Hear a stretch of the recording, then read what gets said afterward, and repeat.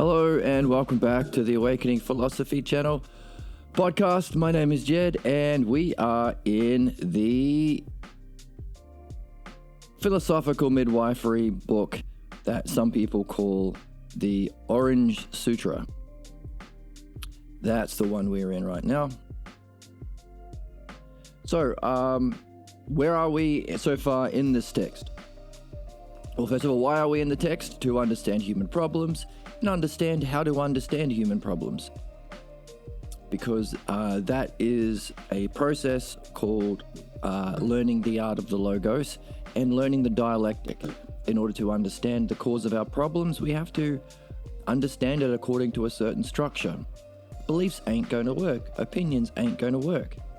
Well, I have the belief that my problems are caused by satanic fairies. That's not going to help you because it's not true. It's just a belief. So we want to go from a belief to understanding, which is, as we looked at earlier, is a mark of rationality and maturity. We want to be rational and mature. It's irrational just to make things up. Like if your toaster breaks, if your toaster breaks, you can't say, well, I believe it's broken because of, again, fairies, magic. That's not going to be, you're not going to be able to fix your toaster that way. Similarly, we are looking at fixing something far more important than a toaster, our souls, or rather what we are carrying in our souls that causes our problems. So just like with the toaster, we need to be rational and mature and actually understand, which involves understanding a paradigm, a model. What are the blueprints of a toaster? Get out that instruction book and look at how it's wired. Look at the blueprints of the toaster, and then you can recognize, use that understanding to recognize where the problem is, the cause for the problem. Now, what's the blueprints for understanding? That's the dialectic. What is the dialectic applied to? The Logos. The understandable, knowable, provable, intelligible, understandable, and knowable structure of reality. From the self communicating to ourself, to all those who are open to it. So as we learn, we want to not just be learning the Logos, how to understand our problems, how to understand the dialectic, but we want to be open and receptive to this kind of learning. Because we have to be open to and receptive to insights, to learning new things, to changing, and even higher experiences of self and reality. If we are mastering the dialectic, then formally, it's a kind of yoga. A sustained, focused concentration on that which is apprehendable directly in an experience of higher reality. We are learning, but we're also engaged in a spiritual practice. Some might say the best spiritual practice. So in order to do that, we have to be in an open, receptive state of mind for such experiences. We've got to make sure our phone is charged and not on silent so we can hear the call. So that's a kind of open, receptive state of mind, looking for puzzles, looking for patterns, reflecting on ourselves, trying to apply everything that we read to ourselves to make it significant and meaningful. All of this is involved in a certain state of mind we're cultivating as we are reading. So we're also learning how to read. So where we are in the text, we're in chapter 2, and there are a bunch of different sections in this chapter. We're still on this really large section, the second section, the conditions for the transmission of the Pathologos. This Pathologos, that's the cause of human problems. Well, this kind of most significant class of human problems. How do we get it? How do we get transmitted to us this fundamental false belief about ourself and reality that causes our negative states of mind, our problems, our dramas, our suffering, and so on? How do we get it?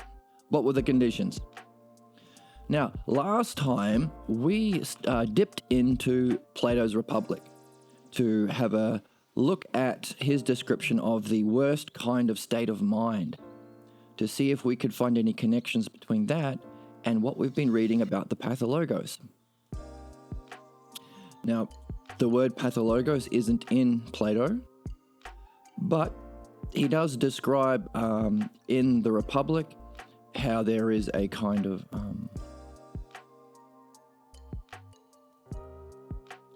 adopting of false beliefs from childhood in the family. And he does talk about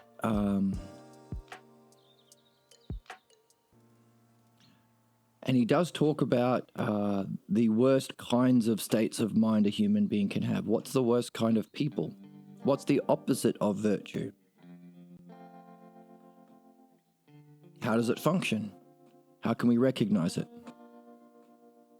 So this is described as the tyrannical state of mind. So we might say we're adding to the Platonic tradition, or we're completing the Platonic tradition, or we're filling in the gaps.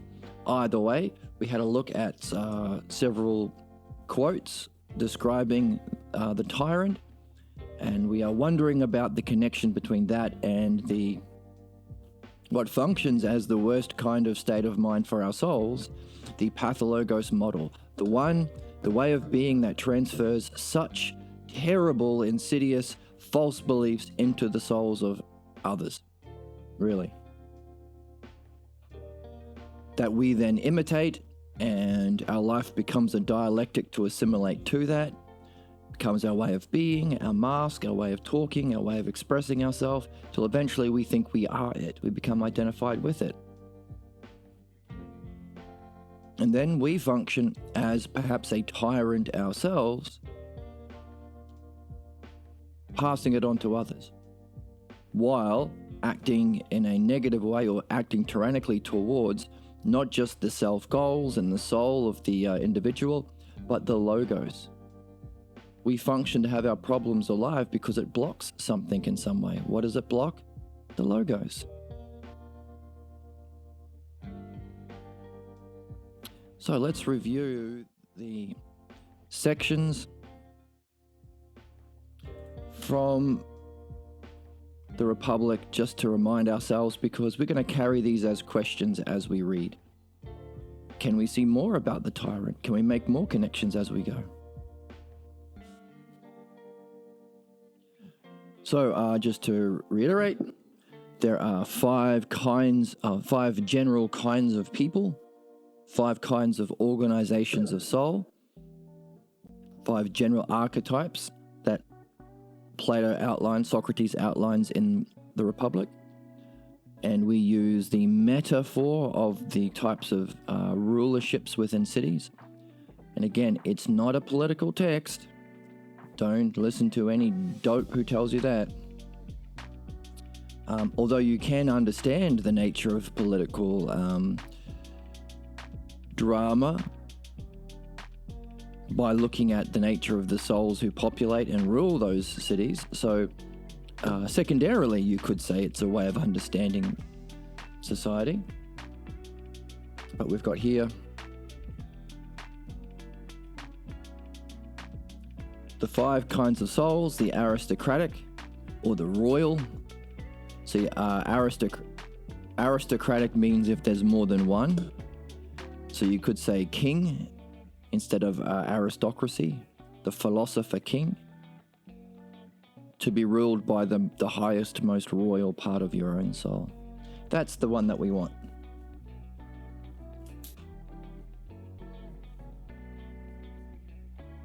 That's the good one here. The timocratic. So there is a full one ruled by honor, fame. The oligarchic, one ruled by the desires for wealth, money. Democratic, isn't everything relative? Isn't everything just opinion? Isn't everyone's opinion equally valid? There is no truth, it's just opinion, right? Democratic. And tyranny. This is the one we're wondering about. What is the worst kind of soul? And can we see any connections to what seems to be the worst kind of functioning as the Pathologos model? Within ourselves, to ourselves, within our family, if we become the person to do unto others what was done unto us. And then, of course, enough people who have that kind of pathologos live together, then that becomes the milieu, and they'll elect a ruler that reflects that, and so on. So it goes all the way up and down. But we want to know what it means to function as that within ourselves. But also understand how we got this perhaps tyrannical model, the pathologos model, in our family when we were young.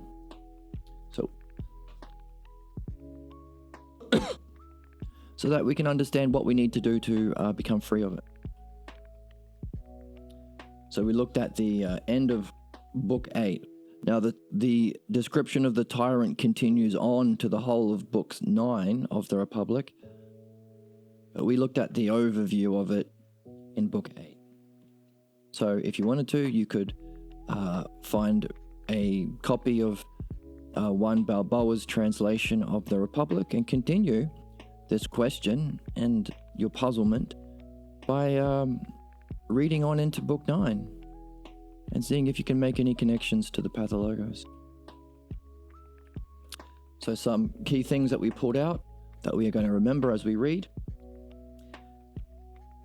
It starts, so the fall into the tyrannical model is depicted by Plato as starting from the democratic model. It's all relative. There is no really rules. It's all just whatever you want. Just change your mind whenever you want. And that's liberty. That's freedom. We have libertarians who think no laws, no rules. Just do whatever you want. And except it doesn't work, of course. So they get really upset when the rules do not suit them. Or they can't shoot the people they want to shoot. Or they can't steal money from people they want to steal money from. But that's this principle of liberty, the freedom to do anything. That's the highest virtue, as opposed to mastering the logos. To understand and know the nature of self and reality.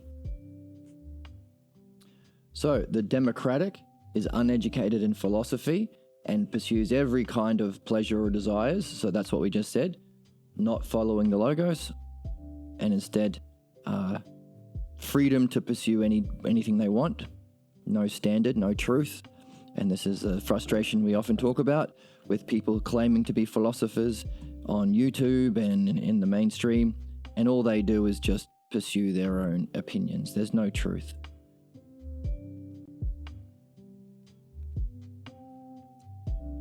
So lots of debates.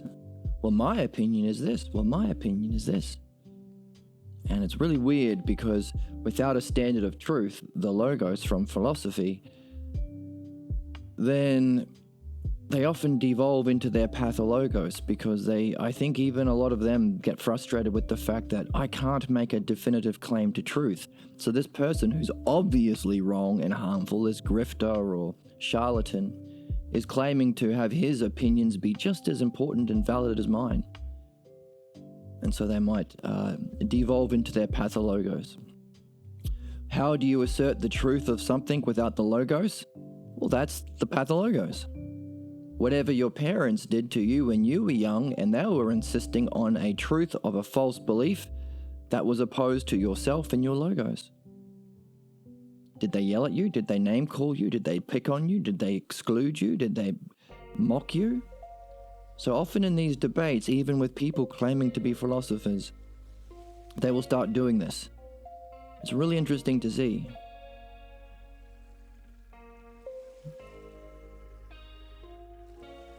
I mean, I sometimes enjoy listening to some of them because for various reasons, but it is interesting that they always do this.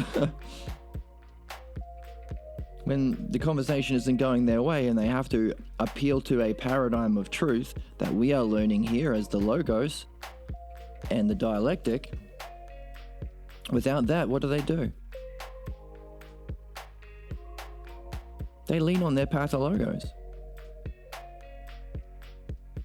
which could be a fantastic opportunity for them to reflect on the nature of their pathologos and maybe discover their pathologos, see how it functions, see how it blocks them from the logos, and actually do what they're here to do, learn. Could be. if they were familiar enough with philosophical midwifery, and they had the maturity, courage, discipline, integrity, and commitment to do it. Hasn't happened yet. I haven't seen it yet, but could happen. Could happen. Be exciting to see. I'd tune into that YouTube video. So this is where it starts. Everything is just opinion. Every kind of pleasure or desire has no worth more than anything else. This is the democratic man. Again, it's a metaphor. Okay, so what do you do when everything is just, there is no logos, there is no truth, there is no principles of the logos that we're adhering to in our life, in our conversation, in our dialogue? You use false and pretentious words and opinions, right? Grifters. There's no truth, hey? Who rises to the top in capitalism? The biggest bullshit artists, liars. And who are the people who claim to be more knowing without the logos, without actual true knowing? People who put on a big act, pretentious people. People who yell on media, or people who abuse people, or people who abuse women and migrants, and because they like to punch down. Bullies. Alpha males. Look how big my muscles is, says these people. Therefore I am right. So that's how they use the words or the logos in order to justify their dumb opinions, because they are stuck in the level of opinions, which is level of opinions. Have we done this? Yep, here we go. Beliefs and opinions based on appearances of the physical world, lowest level of thinking. You want dianoia and understanding as a stepping stone to nous, and then we're wondering about how do we go beyond even the experience of the paradigm of reality, and then what's even above that. So that's where we start.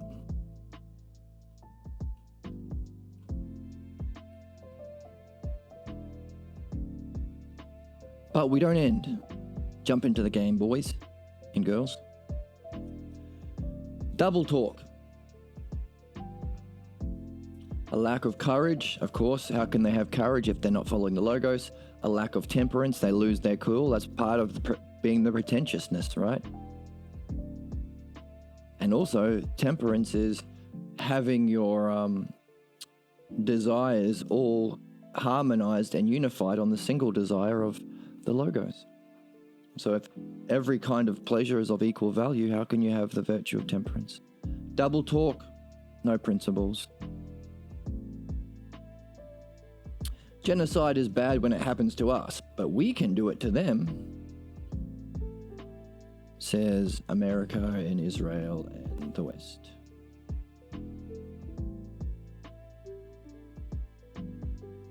It's bad to impose your religious ideology on our societal rules, but we can do it.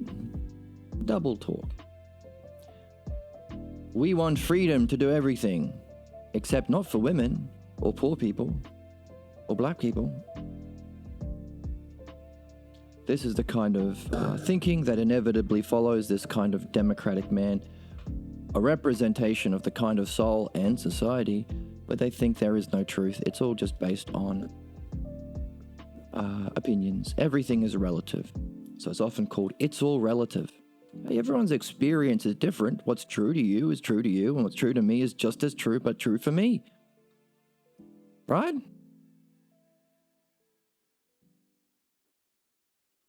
So we can understand the kind of thinking behind this kind of terrible way of acting. Like if you think that there is no logos, then that kind of makes sense.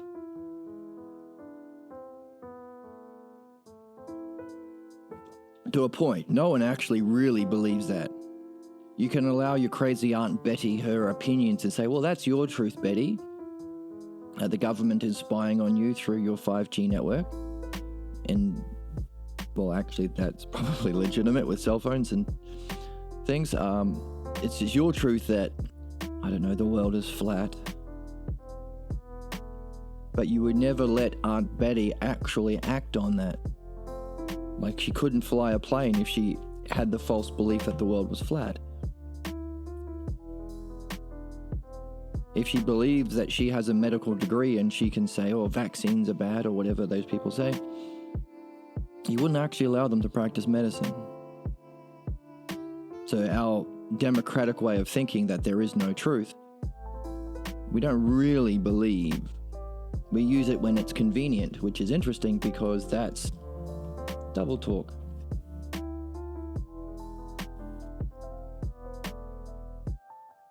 You can't hold the principle that there are no principles because it's a contradiction. It's a kind of initiation into that way of thinking. So this might resemble a kind of initiation in our Pathologos scene that... Oh, okay, so this is, so there's a kind of initiation into... Right, all of these false beliefs. They do not admit the logos, so even from here, the democratic soul doesn't admit the logos into our watchtower of our soul. So what should actually be on the watchtower of our soul, guiding our soul, ruling our soul? Now in the Greek, the watchtower is dianoia. We should be being ruled by our understanding, not our understanding of opinions in the physical world, although that's helpful for purifying what's false. But understanding of being, that's dianoia. So these are all quotes from Plato talking about the tyrant. The democratic punishes rulers who are not entirely tame and afford it abundant liberty.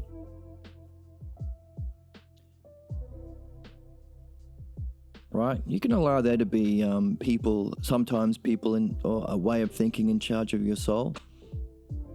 Some things are good, some things are bad. But actually, when I want to play out my desires, if I want to have the freedom, get out of here. Don't tread on me. Don't squash my freedoms. I want an entirely tame ruler who lets me do whatever I want. Right? Donald Trump, for example. Someone who doesn't know anything, can't do anything, entirely tame, but allows the rich and powerful to get away with whatever they want. And if they ever get charged, they will get a pardon, and they don't have to reflect on the cause of their bad actions or go to jail or anything. Anyone who does not allow us to do whatever we want, we call them corrupt. They are the oligarchs. They are the ones trying to steal our money. Anyone following the logos, you're a slave. Don't you realize that there's no truth, everything is just opinion, so do whatever you want? You people trying to actually do something good and be better and learn and grow not just for this life, but for your next life and for your incarnations, and to understand the nature of your purpose, where you came from, where you're going. How can you be a good person? How can you remove your problems? How can you be a good influence to help others to remove their problems? That's a slave. You're being a slave. Just do whatever. Be free, right?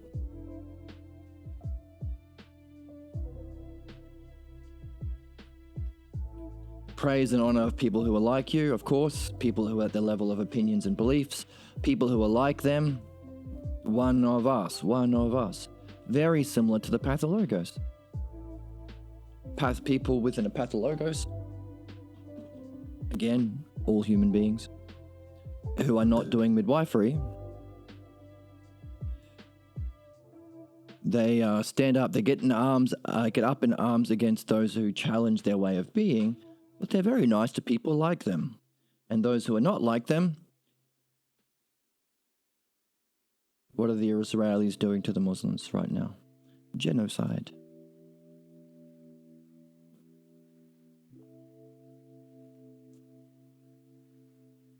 In racist countries, what is the white ruling class doing to the African Americans in America right now? Murdering them, systemically holding them down, keeping them in poverty, blaming them for the problems caused by capitalism. But hey, get an immigrant like Elon Musk, who is also racist. Make him secretary of whatever the heck Donald Trump is going to make Elon Musk the secretary of. Give him honor and praise, because he's like him. Very cult-like, right? Very much like the milieu and the family clan. Resemblance to father principles. Alien to the Logos, made equal to the Logos.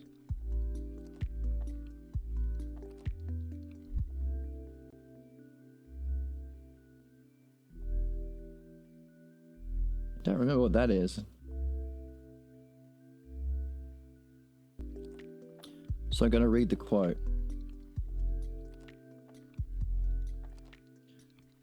There is an inbred anarchy, O friend, insinuating it itself into individual homes, and even then, even among the animals. So Plato is looking at how when this is your way of being as a soul, it trickles all the way down to everything you do. So this one of the beliefs that people use to justify this democratic soul, there is no truth, everything is relative, is, hey, just allow people to have false beliefs. There's no significance. There is never any harm that comes from people having false beliefs. But it trickles all the way down to individuals. It insinuates itself into homes and even among the animals. In other words, everything we do. Because this is a metaphor for the soul.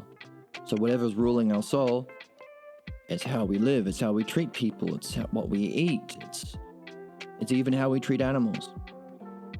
So there is a significance to having false beliefs, because that's what we act on. All war is a battle over ideas, based fundamentally on beliefs, until we wake up to realize that there is a logos that is understandable and knowable to all.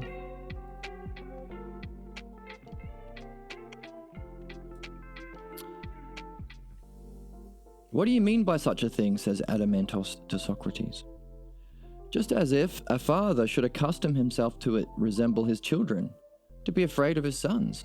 And on the other hand, the son accustom himself to resemble his father, and never feel shame nor fear of his parents, in order that he may truly be free, as if a resident alien was made equal to the citizens.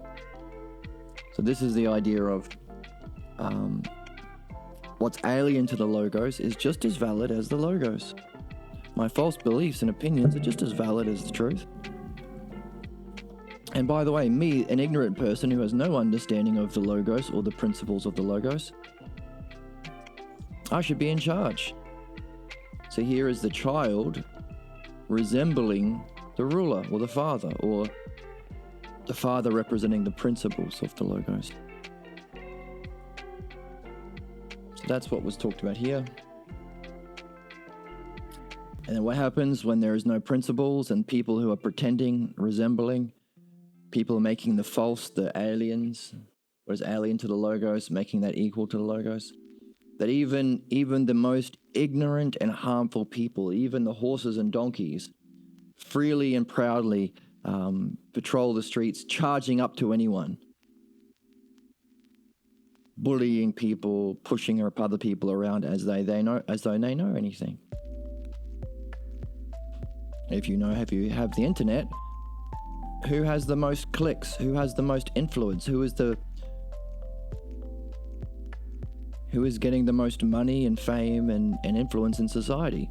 These people, horses and donkeys. The Andrew Tates and the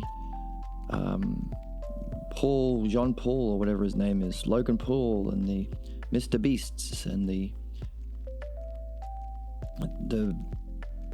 Joe Rogans, freely and proudly charging up to anyone as though their false beliefs are just as true as what is actually true. All of this is the inevitable implications of this way of being that we can call the democratic soul. But what does that lead into? It leads into this thing called tyranny. when anything goes and there is no truth or paradigm, then other people accuse others of plotting against the people. Hey, you disagree with what I want. You're actually disagreeing with the people. I'm going to sue you. This is Trump, right? Someone who is very much against anyone other than himself, but he claims to be a champion of the people. I'm for unions. When he's not, he's the opposite. And all those other people who want workers' rights or raising the minimum wage, you're against the people. Don't you get it? And I'm going to use the legal courts. So what does that mean for our soul? Well, the parts of ourselves that are actually trying to get us to follow the Logos to reach our higher self goals, using our self-experience, self-reflection, ousia, self-understanding, dianoia, following the self-Logos, that's actually bad. You're against the family, says the Pathologos model. You're plotting against our family. That's not our way of being. You're a bad egg. Get out of here or we're going to get you. And we're going to gossip about you and attack you and do all these sorts of things represented within the metaphor as impeachments and lawsuits. But we need a protector against the Logos.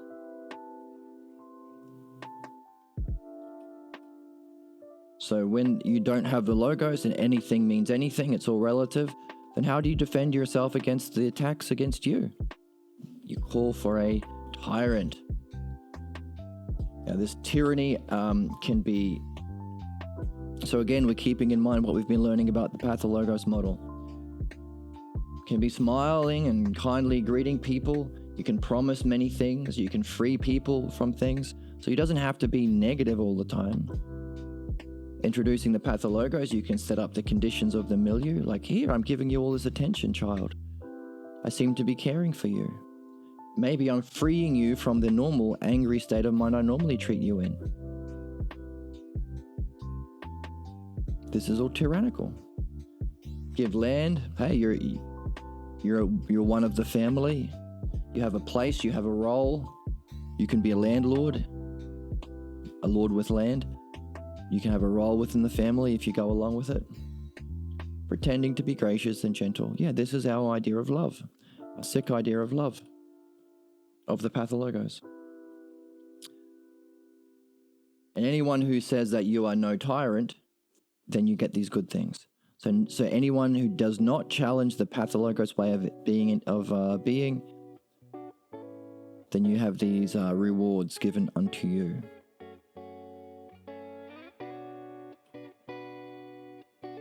Sometimes you come to terms with foreign enemies. You can side with people with similar Pathologos for a while. Others you will attack. You always have to be in conflict because conflict distracts you from following the Logos. And also, if you're at war, you need some sort of leader. So if you're always arguing and you have no principles of Logos, how do you win the argument?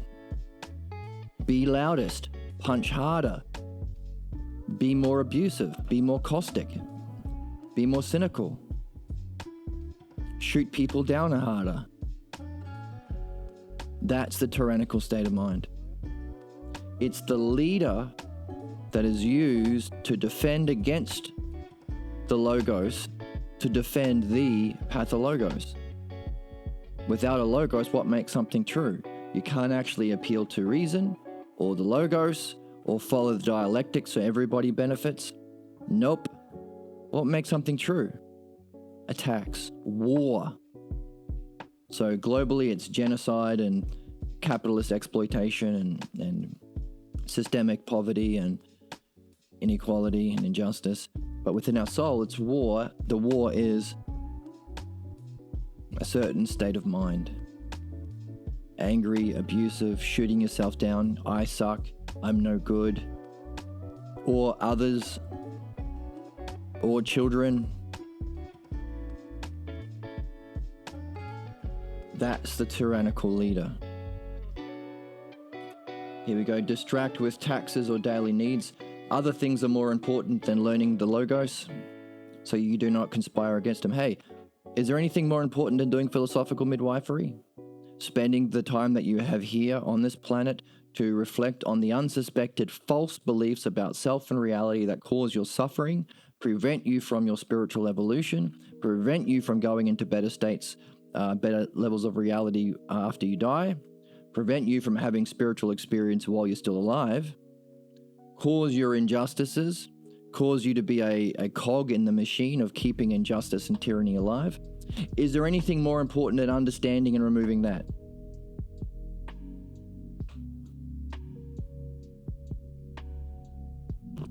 I would suggest no. So why aren't we doing it all the time? Oh, well, taxes and daily needs. Again, it's a metaphor about the city.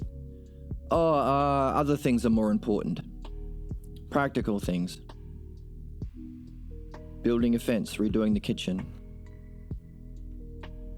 Going to the sports ball game.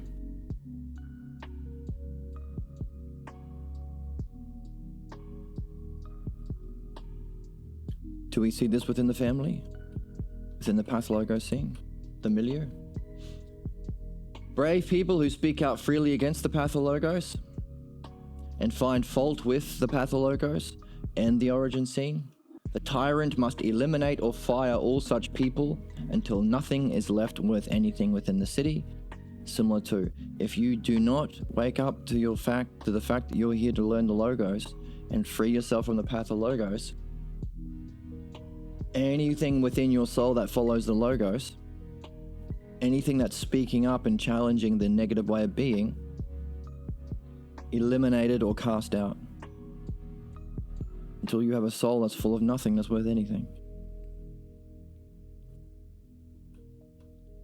So a tyrant must carefully see courage to follow the Logos, the phronesis of being in the Logos, megaphronesis, which is a question, what the heck is megaphronesis? Even phronesis is a virtue that Socrates doesn't tell us explicitly what it is, so we have a question, what's phronesis? It is the virtue of being in the self, whatever that means, and being a good daemon, someone who can use the Logos to benefit people and benefit oneself. The artful and beneficial use of our mastery of the Logos. The tyrant has to see all such people, or within our soul, the Pathologos has to see such children or such aspects within our soul, and is always in a compulsion to be at war with all such people. So courage, following the Logos. Phronesis, the virtue of being at a higher level of following the Logos where it's you're always in it. Megaphronesis, maybe that's the level beyond phronesis. But again, an integration, a way of being in the Logos. And the good daemon, the artful use of the Logos to benefit. These are all Logos terms. It's all following the Logos. So the tyrant is always in compulsion to be at war with all such people, which is another way of saying, if the tyrant matches the Pathologos model, the Pathologos has a compulsion to always be at war against the Logos. Which fits, doesn't it fit? A problem is a problem because it's against the Logos. The Pathologos silences the Logos.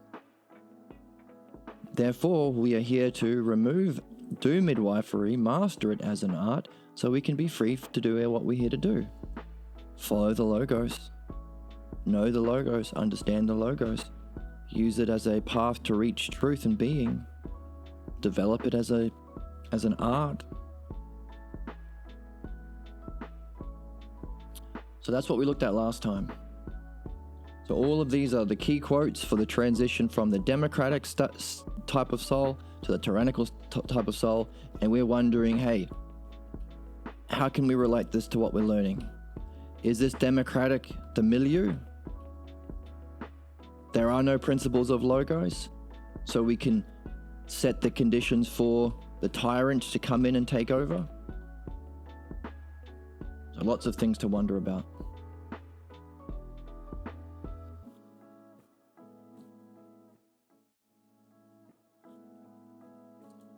So that's some things that we can wonder about, and we probably will see more as we continue to read.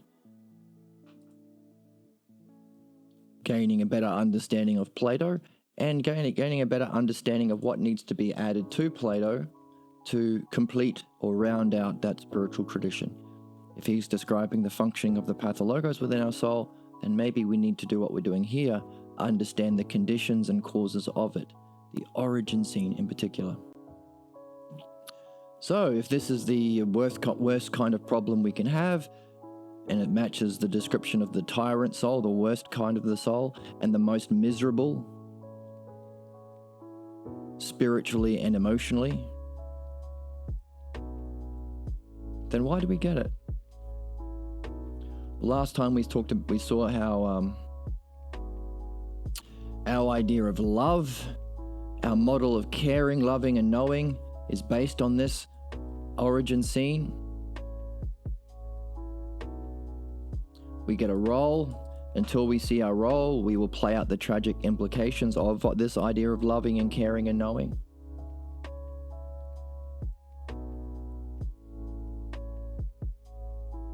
If someone comes along and plays a similar role, we are vulnerable and we can accept a fiction, so we can be manipulated by people similar. Also, genuine, we mistake this for genuine intimacy. We play out the implications when this happens, when someone comes along like this. So whenever we actually pursue the object of love, be it a person or the love of the logos, the love of the self, the love of learning, love of wisdom, philosophy, then our pathologos will manifest itself. So here we are seeing the necessity for doing philosophical midwifery at the same time for doing philosophy. Because if the true object of love, our object of our desire to be with what is most good and beautiful, the logos, if that's something that we genuinely have, which is what motivates us to do philosophy, then we will find our pathologos manifesting, and until we find what role we're playing within it, we will accept fictions, and we will unknowingly play out the rest of the drama, leading to its inevitable terrible conclusions. So the price we pay for our loyalty to the pathologos increases dramatically as the goal becomes more significant to us. So within a short period of time, love is eclipsed and is transformed into our respective model of the pathologos. So we talked about the need to always have three people in your relationship. You, the person, could be philosophy, could be a partner, and the logos. Otherwise, unless you elect the logos to be that third person, the pathologos will remain there unelected. In other words, there's always going to be a third person there. It's either going to be the logos or the pathologos. And your love will be eclipsed by the pathologos. You'll just play out the same old boring, bullshit, negative drama you've been playing out your whole lives, just with someone you wish it wouldn't happen with. It becomes stale. You might say, well, but it's familiar, it's comfortable, it feels like love, it's my love language. Garbage. It's just comfortable and familiar because you're used to it.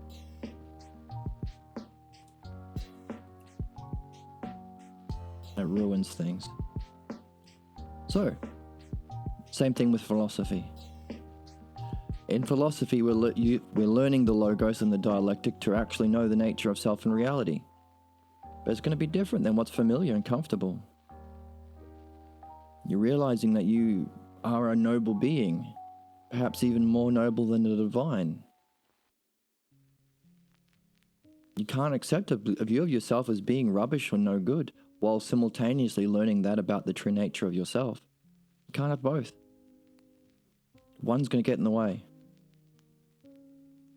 Or one will get in the way, the other one will be sitting in its right spot. So what happens in relationships? Love is eclipsed and becomes transformed into the model of your respective pathologos. Both people will try and force their pathologos on the other person and the relationship. When each imposes on the other the demands and expectations that are rooted in the pathologos, chaos enters the relationship. Yeah, no joke. Once you see it, it's obvious. Love and romance must struggle against the pathologos, or the distorting power of the pathologos will dominate. So, You're going to be dominated by the distorting power of your pathologos, or are you going to appoint a philosopher king, appoint the true logos to be a shared model of excellence, of virtue, of self, that both people can spend their relationship following and trying to reach together? In a strict sense, that the family clan does not impose or force a particular belief on the subject. The subject comes to the conclusion, a strange wordless conclusion. So it is a conclusion that tries to make sense of the pathologos producing scene. So here we get to the essence of it.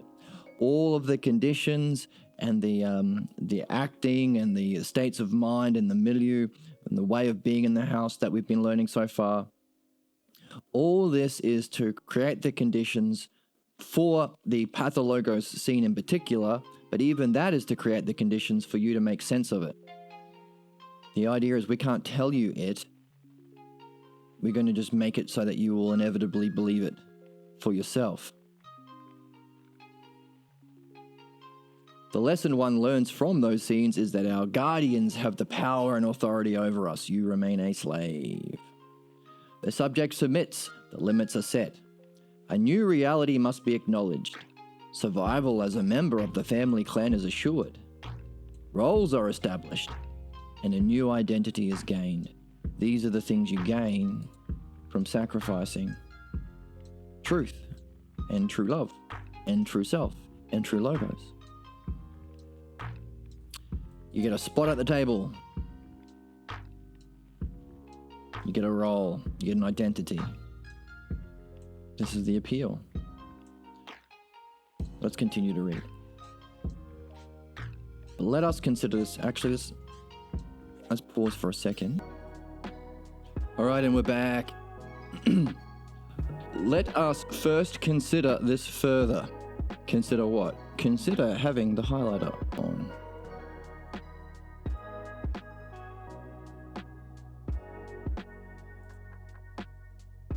Here we go.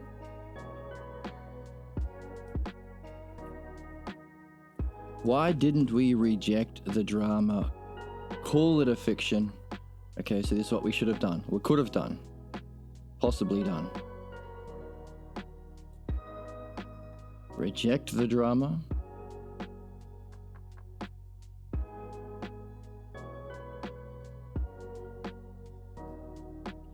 We could have called it a fiction.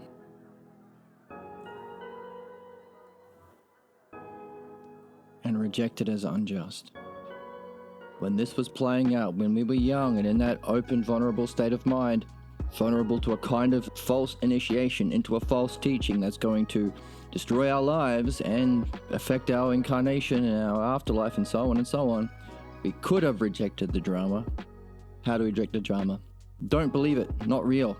Bollocks. It's a fiction. And also I reject it because it's unjust. It's an act, it's a fiction, and it's not just. So highlighting the significance of a couple of key self-logos words that we learn in philosophy. What is reality and what isn't? What's a fiction? And what is justice and injustice? Today we've been talking about the Republic. That started with the question, what's the difference between justice and injustice? Justice and injustice, and why should we prefer one over the other? So if we did this, we could preserve... Oh, that's dirty color. We could have preserved what we saw.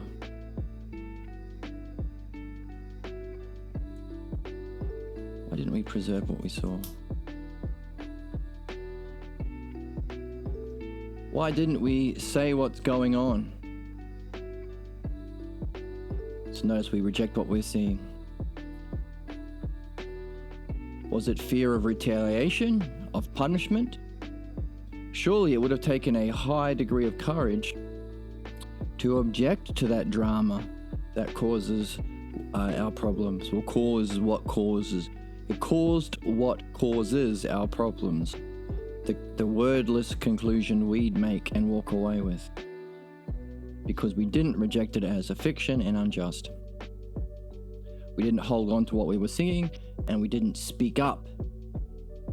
So see and speak are two important things. In fact, when you do dream analysis, which is a fantastic doorway into midwifery, what are you seeing? How well are you seeing? How well are you speaking? And how well are you acting on what you are seeing and speaking about? There's the action, objection to the drama. But that lack of courage doesn't explain it. Let us reflect on a few things. First, we know that in every sense there was no justification. Okay? In every scene, there was no justification for the authorities playing out their drama as they did. And further, we know that in the beginning of every Pathologos scene, the subject was in a good state of mind. So this is interesting. We're learning about the cause of problems. It starts when we're in a good state of mind. Isn't that interesting? What does all this mean? Let us consider these scenes from the subject's viewpoint, and let us recall that the subject recalls nothing that could justify the drama. Which is to say that just prior to the imposition of the Pathologos, now this is important because we've been talking about how when our problems come up, what happens just prior to it? It's a clue. Just prior to the imposition of the Pathologos drama, there was nothing of significance going on. Nothing that could justify the drama. Recall too, that it is in these scenes that authorities emerged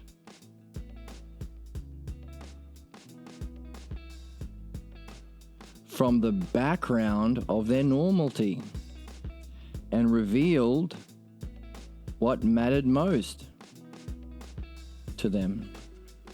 Another way of expressing this point is to say that to the degree they revealed what mattered most to them, so to that degree, they also showed the limit of their reach. Isn't that interesting? Nothing especially special was going on. We were in a good state of mind. There was no justification. It was an unjust thing that happened. We can't make sense of it, really. There was nothing to make sense of it with. It was an imposition, nothing to do with them, butt out.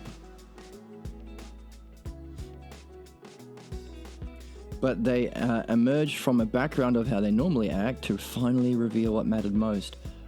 But how is that showing their limit? Well, that's the next question. What does that mean? It means that we also saw what it took for them to reach that state of mind. It was obvious that the most dramatic feature of the drama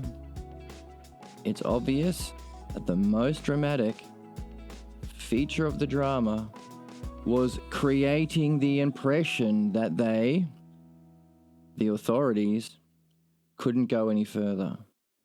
So when they say this, so a personal thing happened to me on the weekend when I was playing music. Got into a conversation about the logos. A couple of people who are open-minded and curious and wondering and getting into really good states of mind. All of a sudden, a couple of blokes decided they should interrupt. Why? We were in a good state of mind. There's nothing that justified their interruption or their imposition. What did they interrupt to say? Isn't Jesus great? Obviously, our conversation had nothing to do with that. And they used they were of quite a great size, you might say. They were big dudes, and they used that to sort of give the impression of like, agree with us or else. What were they doing? They were saying, hey, we can't go further than this. this belief, this is what matters most to us, and we are creating the impression in this drama in the way that we're approaching on you, the way that we're imposing ourselves, the way that we're interrupting. It's like, hey, don't talk anything like this, no talking like this, no understanding, no conversation, no questions, no reflection. Just blind obedience and faith. Blind obedience to whatever dumb beliefs I grow up with. I mean, it's irrational because I didn't grow up with your beliefs, fellow. So how can I take your limit as my limit? It wasn't about me. They were saying this is how far we can go. We're not familiar with this sort of logos, with this sort of dialectic. One person makes statements and asserts it as fact, and you either agree or you get whatever comes if you don't agree.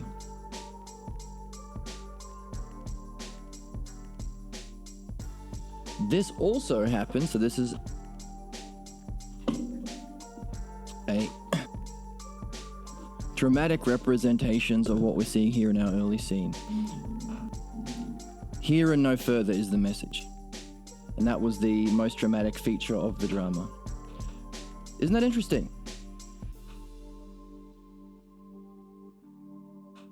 I think it's interesting.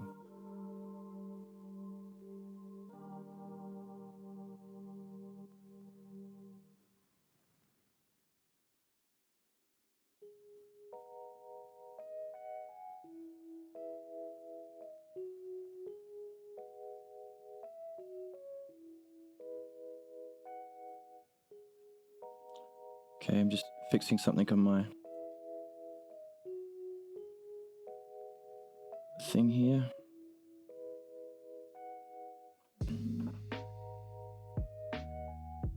I've run out of colors. Run out of colors for my highlighting. Maybe I'll use this color green here. Right. It was at this point that they drew the line. So, that example was a representation of somebody saying, this is the line. In philosophy, we reflect on how Socrates relates to people, and one of the features is he kind of begins with one of two statements. Where are you at? Where are you stuck?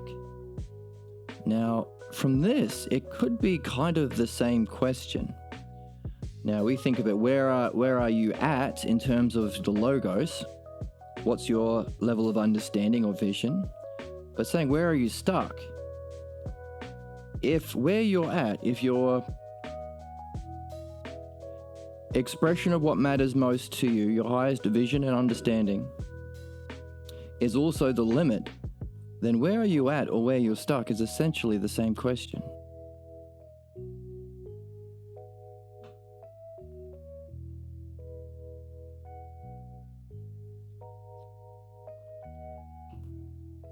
Isn't that interesting? But you might want to ask it in different ways, like where are you at? What's the most inspiring thing you're at right now? Which probably has a block associated to it, maybe not.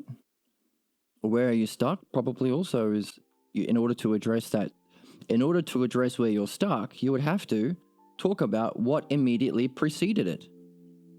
When were you doing? You probably were doing well. You were in a good state of mind. So there's a strong connection between the two questions that Socrates begins with. Where are you at? Where are you stuck?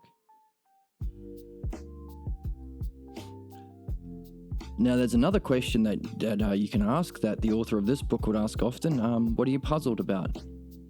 What are you wondering about? Essentially, you're likely wondering about something to do with your highest level of development. In other words, if something's obvious, you're probably not wondering about it anymore. Like if you already know what a duck is, you're not wondering about what a duck is, but a child might. Or if you're a human being, you're likely also wondering about your problem. Or you're certain about your problem and you need to be brought into a state of wonder about it so you can reflect on it to become free of it. So where are you at? Where are you stuck? What are you wondering about?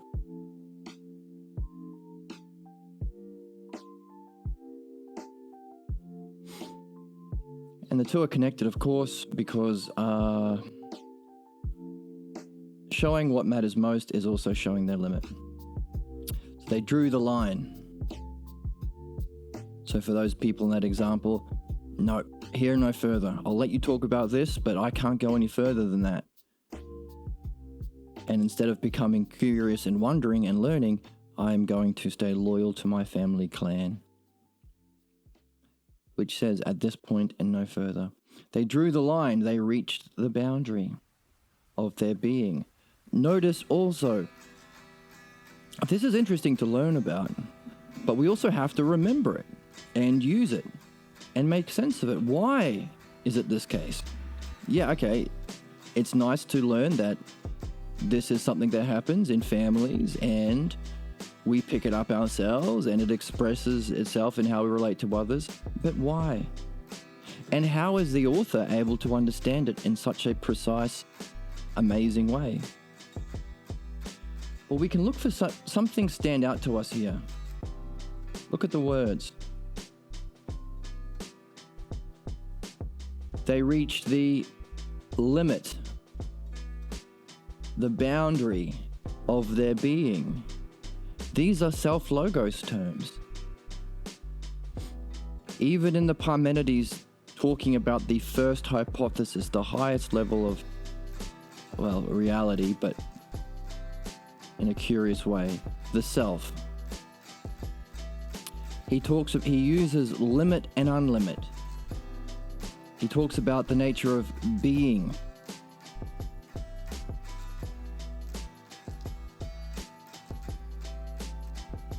So it's the same language that you can use to understand reality and self, philosophy and metaphysics. You can using the same language. It's the same language or logos. Now we can wonder about that. Why is it the case that we're using the same words to understand our problems as we use to learn the highest levels of self and reality?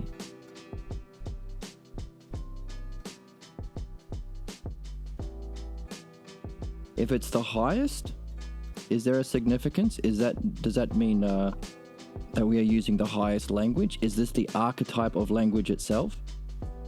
Is this the highest use of language, so therefore it can have the greatest scope to not only what's most true, but also what's most false? These are some things that we can wonder about.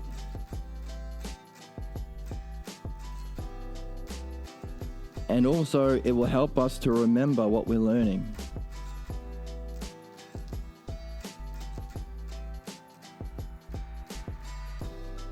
Because we need to remember,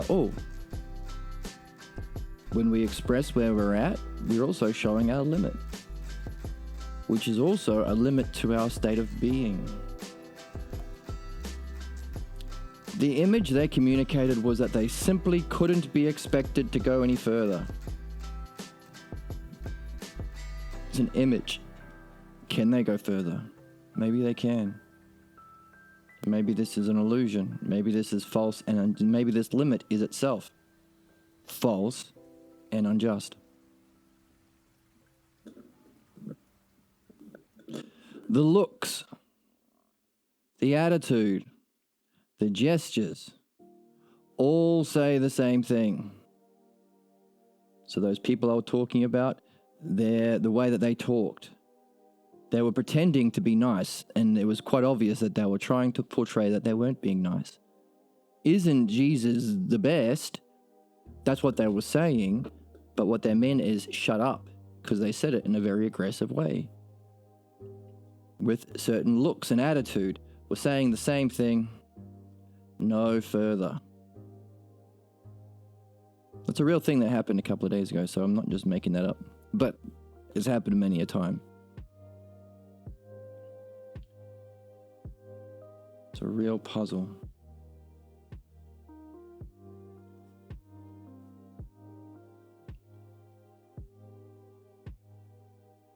No further. Again, we can ask what that means. It is as if the child is forced into asking, if they get upset over that, well, what will they do if I challenge the truth of all that? If they're getting all stuck up about this, if they're getting all butthurt about this, what if I kept going and challenged the whole game? If challenging that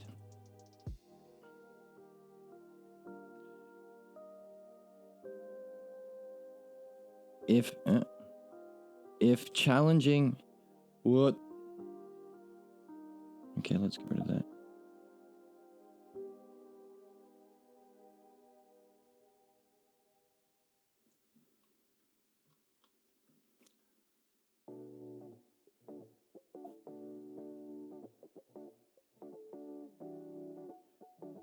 If challenging that challenges their very way of being, challenges their furthermost reach, there's the reach or limit in their being, then what in heaven's name will they do if the truth they are communicating is challenged, is doubted or rejected?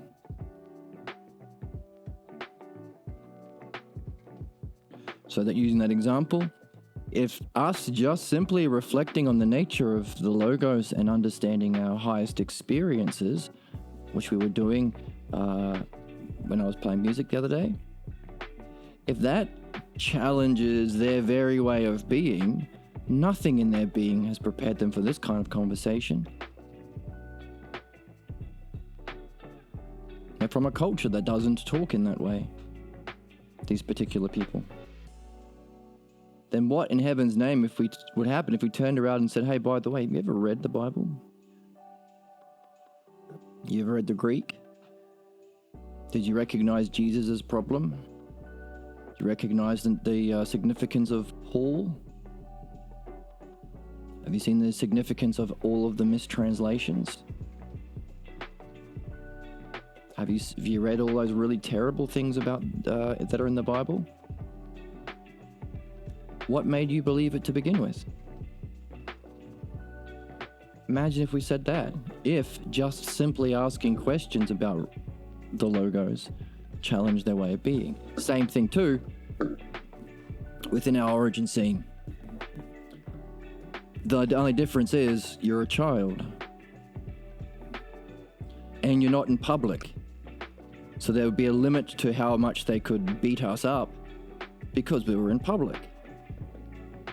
Not the same when you're in your house. And also, okay, both of them were double our size, but still, we might have had a chance of fighting back. Not the case when you're 4 years old.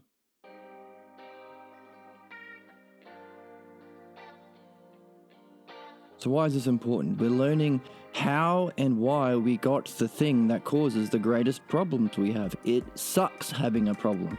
It sucks suffering. It sucks being blocked. It sucks talking to yourself in a way that diminishes you all the time. It sucks feeling like you're different to reality. It sucks feeling like reality is opposed to you or against you.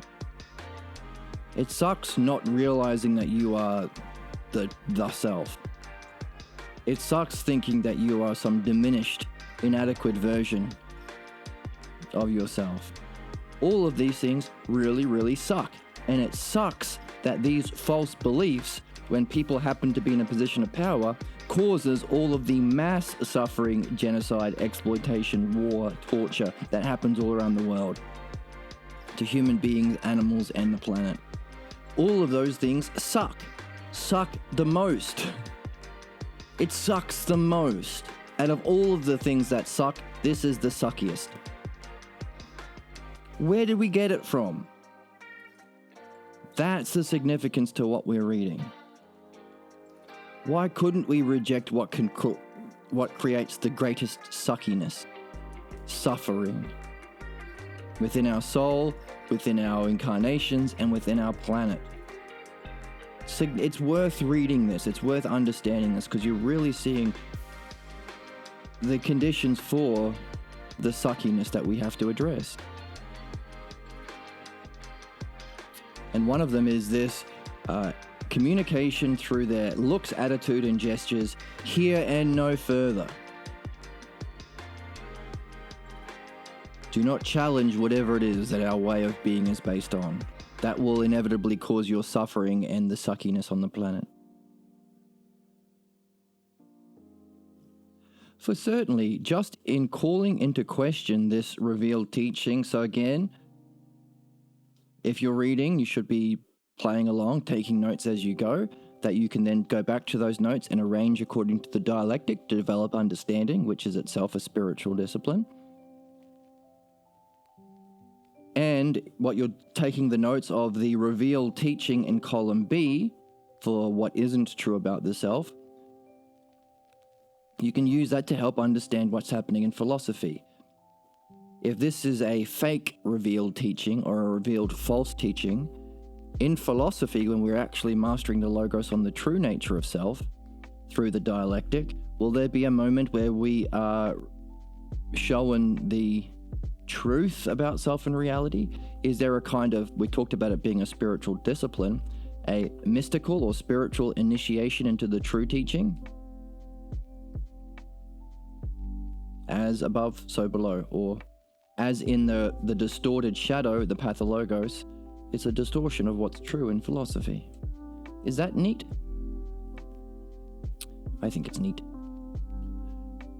If we called into question this revealed teaching, wink, wink, wink, there would be a major challenge, because the Pathologos drama has implicit within the view that they cannot go any further.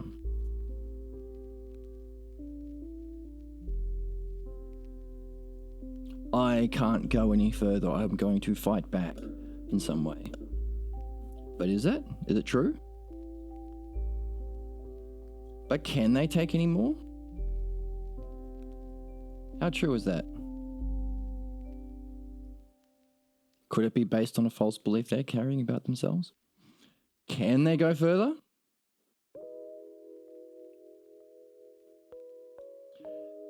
Can the child risk playing the next card?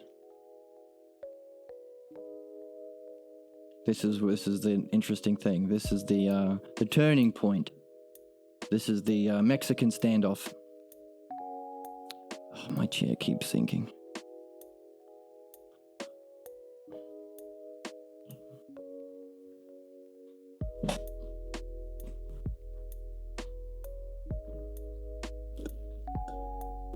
This is the face-off, the turning point. For everything so this is the metaphor of playing the next card. For everything changes if the drama is challenged.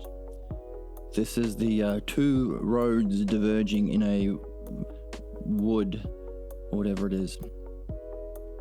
I took the one less traveled and it made all the difference. Well, the one less traveled would be challenging this drama.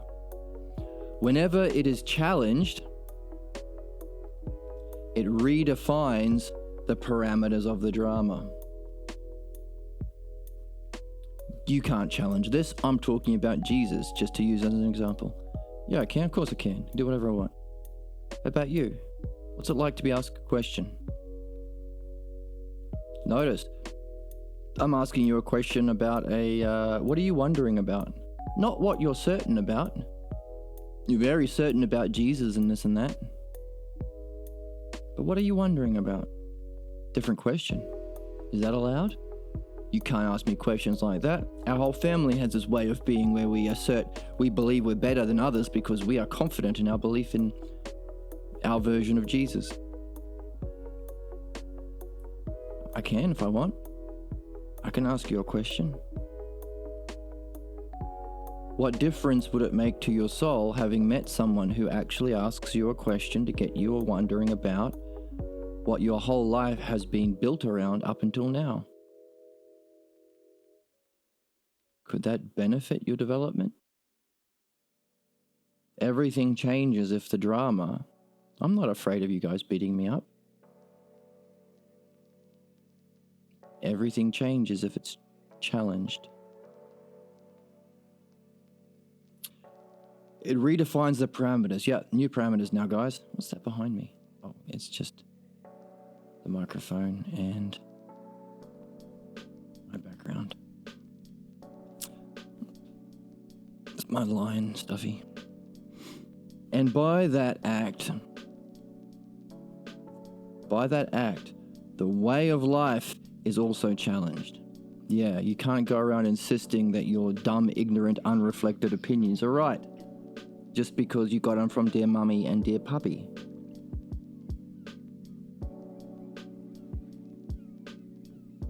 And how dare you insist that other people curtail to your ignorance just because you are asserting it with such anger. Different way of life. How about this one where we ask questions and wonder and learn and become better? Again, metaphor to what was possible for us. Oh, how come I don't have enough colors? 1, 2, 3, 4, 5, 6. I've only got 6 colors. I want a better one. How about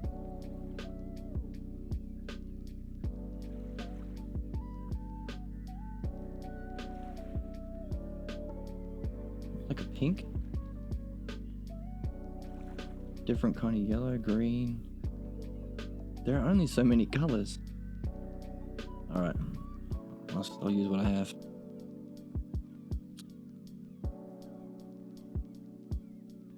The child must decide.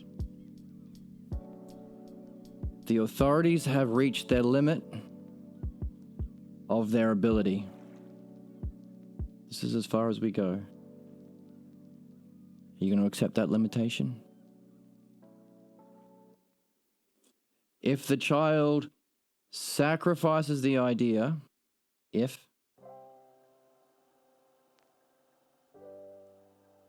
of confronting them, then the child accepts the limits of the drama. How important is it for us to speak up?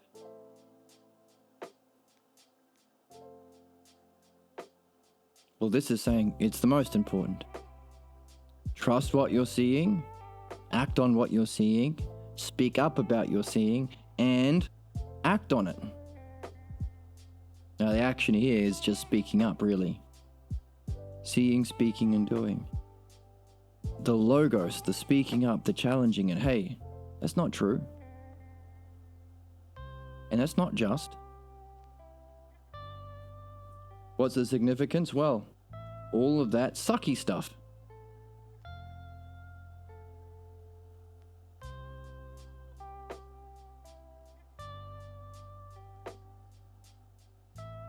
Suffering, blocks, negativity, problems, not being able to have true love because the inevitable imposition of the Pathologos to limit it or destroy it. The implications to your reincarnation, how just and how much of a good person you can be in the world, comes down to whether or not you confront them in this early scene. Isn't that interesting? The parental authorities establish the limits, and the child's acceptance and justification becomes the Pathologos. Wow.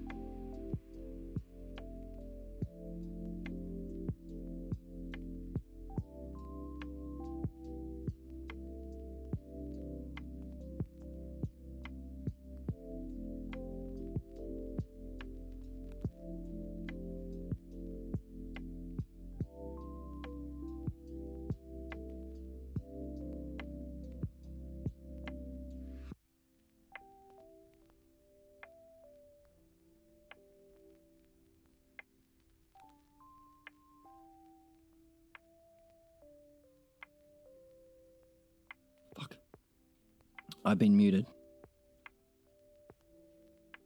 Sorry about that muting. I don't know how long I've been muted for, but I will...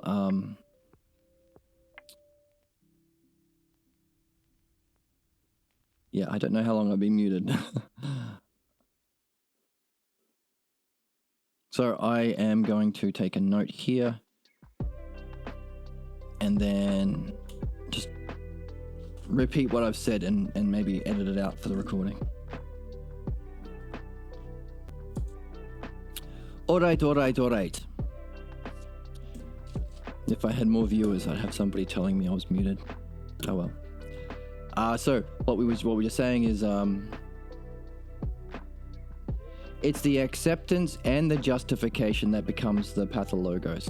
So the importance of speaking up, trusting your seeing, number one, speaking up about your seeing, number two, and acting on it, actually confronting them. Otherwise, your acceptance and the justification becomes the pathologos. So now we're seeing more about what this pathologos is itself. So get out your notebooks and put under your the page on the pathologos, add the terms acceptance and justification. That you will, once you've got a whole bunch of terms, you can practice the dialectic on it. That's reading. That's being in the game. I'm not going to do this one on the board because what the hell, why not? But you do it too. Don't let me do all your work. So we can say over here,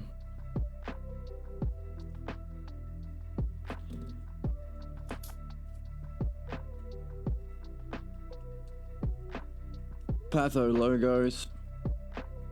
We can have the ideas of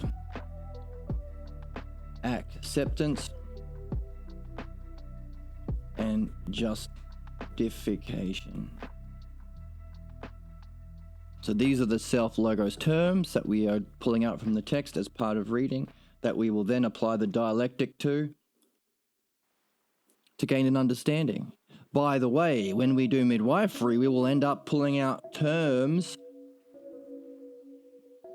like the way in which we accept it, the way in which we defend the pathologos will be terms that we should be taking notes about, that once we have enough of them, we can apply the dialectic to understand the pathologos. So understanding our particular false belief and problem. So the same method of understanding the art we can also use to understand our particular problem. Isn't that neat? I think it's neat. So, acceptance of a certain way of being. Have you noticed that certain people don't challenge certain behaviors that seem obviously unjust? By the way, they talk about it afterwards in a way to justify it, or at the time. And so if the pathologos is a block to the logos, what happens when you resort to violence or oppression or any expression of the pathologos? You say, well, I can't talk to these people. Why? You have to justify it. You have to justify that you are in the right when you're actually in the wrong. So this heuristic and antagonistic use of language, what we took notes of today or reflected on today. False and pretentious words and opinions, double talk, a lack of courage. So often when you are talking with people in the game, and if they're not following the midwifery as well as the logos, and they are not, and they're bad faith actors, or they are not practiced in following these principles, once they hit their block, not only do they block the logos, show their limit here and no further of the logos, they have to justify it in a certain way. And the way they justify it will be unique to them. I'm not talking to you because you are a boy and boys are smelly and have cooties. I'm not talking to you because you're evil. You don't actually seek the good, so there's no point. The devil is in you. I'm not talking to you because you are a sinner. I'm not talking to you because you're a, what do the Nazis call the Jews? Vermin. You are irrational, but also if I talk to you, I'd poison myself. These are all bullshit justifications for shutting down the logos. Otherwise, you'd have to address that functioning and that underlying belief as bad, unjust. So that's interesting. It's the acceptance of a certain way of being and also a way of justifying it that becomes the pathologos. Isn't that interesting? So in that way, we are learning a paradigm for how to understand the pathologos itself, but also we can see every person as a kind of snowflake. What is it that you are accepting that limits you?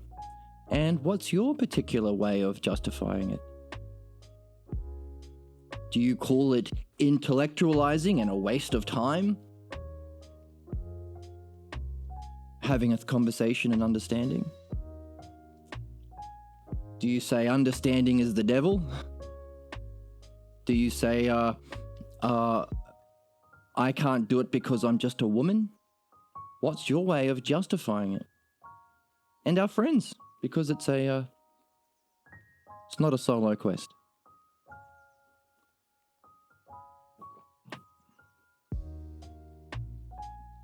I once asked Pierre about this, the author of the book we're reading, and I said, it was after a midwifery session where he helped people gain insights into the nature of their own pathologos, and I said, well, you did that really well. I'd been practicing myself for some time. You did that really well. Is that because you've been working with these people for a long time and you're very familiar with their pathologos? He said, no, it's not like that. He goes, I'm genuinely curious. Their pathologos isn't them. I don't see the pathologos. And I am genuinely curious about the problems that they have. So midwifery isn't about bringing in your opinions and beliefs. It's about following the logos as best we can and seeing reality as best we can. If we are not our pathologos, can you see past it to see the true self? And can you also be equally curious and wondering and inquisitive about the unique brand of justification to their block that everyone has? The unique brand of acceptance to something that limits the self and the logos. See everyone as a kind of snowflake. In the good sense, not the way that it's misused at the moment. Like to have feelings means you're not a man, you're a snowflake. No, that's bollocks. And unique and different, a unique and different expression of the same principles.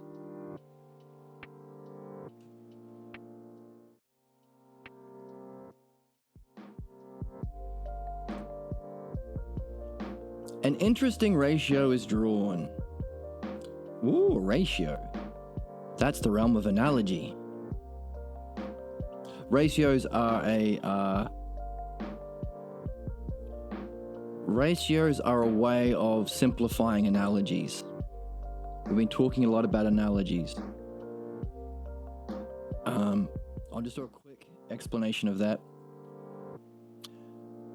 Where have we got some analogies on the board?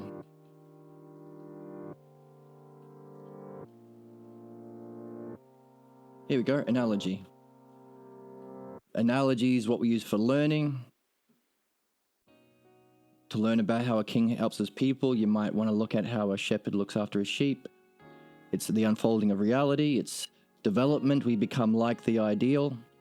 Our pathologos is a false analogy. We interpret everything as if our life is the lesser. And the pathologos scene is actually this kind of initiation scene is the greater. So we are living an analogy, or the dialectic is like an analogy.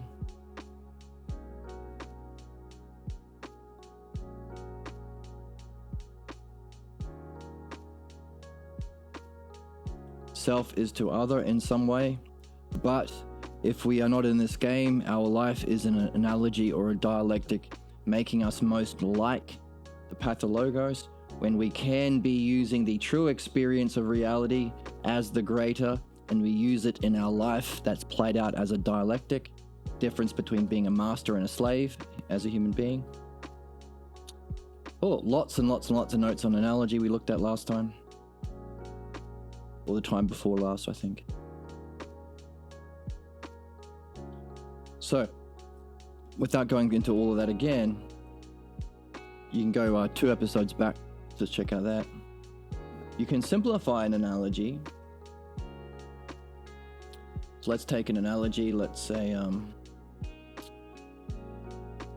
let's use numbers. So 2 is to 4. These are the terms and the relationship. Double as 8 is to 16. So we've got our terms. We've got our relationships.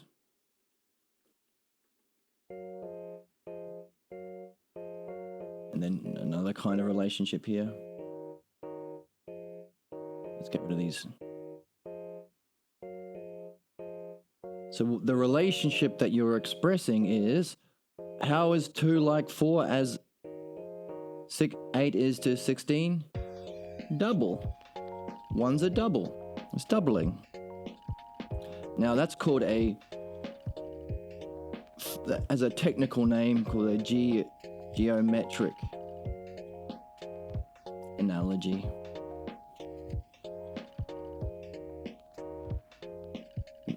Music uses this to create the octave, which is our first relationship in music. 200 hertz is, let's say that's A, and then 400 hertz is the next A up. And the next A up after that would be 800 hertz and then 1600 hertz. Now that's not technically right, but that's the relationship, double. Now you can simplify this analogy because analogy has a term here, has a term here, has relationship here, here, and here. You can simplify that as a relationship, as a ratio.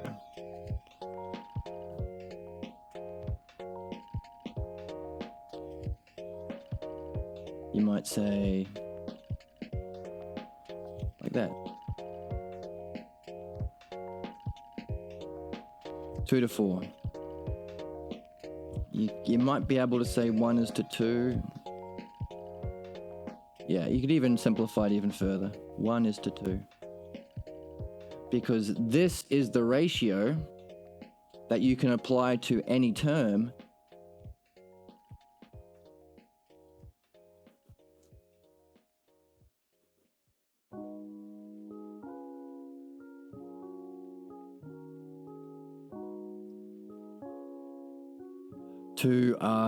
To express this principle of doubleness, or the principle of geometric analogy. What do I mean by that? Well, if I say I'm going to give you a number, I'm going to give you a 2. Well, we use that ratio. What's the next one? If 2 is 1, double that, 4. If I say, okay, let me give you one, 37. No, that's too hard. 31. We can use the ratio to create the next term.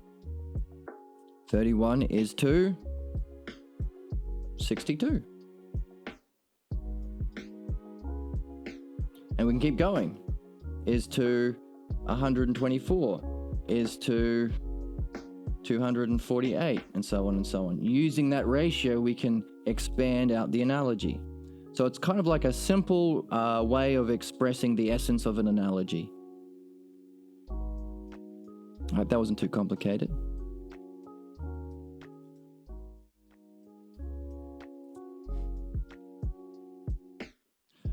So that's what a ratio is. But a ratio is drawn, a symbolic ratio, not a number ratio like we just saw for doubles or geometric analogies.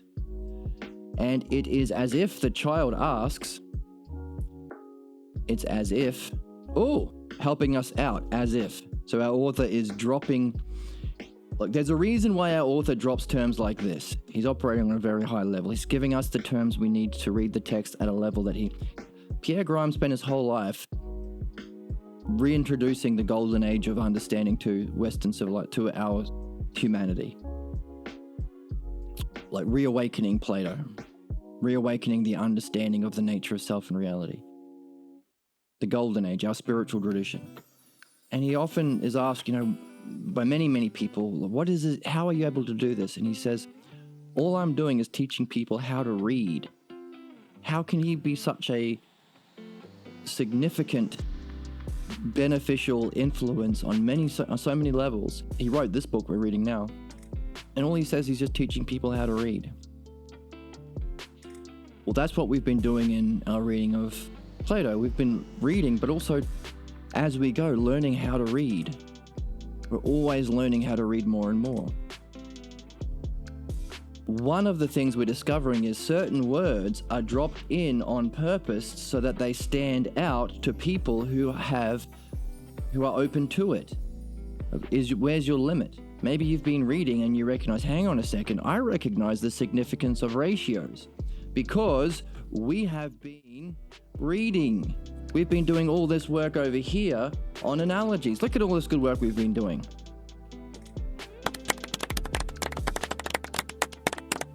If you've been reading in this way, like if you're paying attention to the movie, you might notice a little clue that says there's a twist here to pay attention to. But if you're not really paying attention and you're scrolling on your phone instead of watching the film, you'll miss it. So this is what he spent his life teaching people how to do. So if that's the case, more than likely he's writing in this way as well. He probably sees in this way. So here we have a clue about analogies that we can see because we're reading in the way that he's been helping us. He spent his life teaching us how to do. And so that's a question. Hang on a second. Is this one of those times where he dropped a clue? Ratio? Symbols. If you read his other books, he talks about how you can express ratios in terms of ideas, like shepherd is to sheep, numbers, as we did on the board, but also symbols. It's another way of expressing like A is to B as B is to C. That's an expression of an analogy. That's a symbol.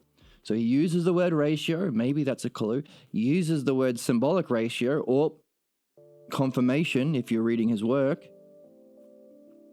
And then he uses the word as if,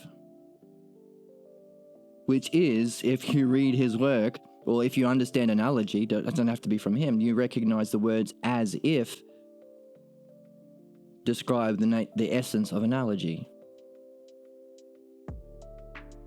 If a shepherd relates to his shepherd relates to his sheep in this way, then you can say that he does that as a king relates to his people, or vice versa. As a king relates to his a king relates to his subjects as if, or as a shepherd relates to his sheep. And it's an if as well, it's a hypothesis. Don't know for certain. As if really nails down analogy. It's as if a child asks, if doing nothing did that much,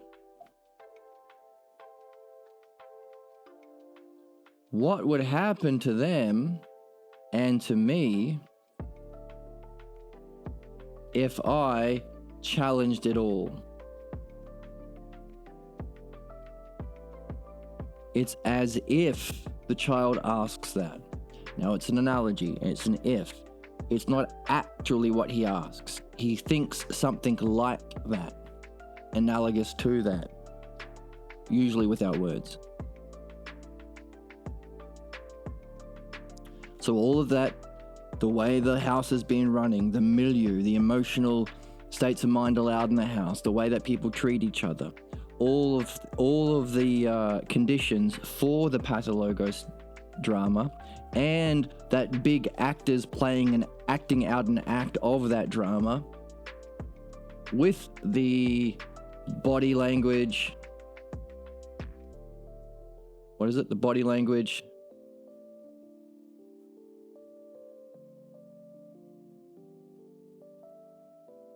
Where else? Where is it? The looks, the attitude, the gestures.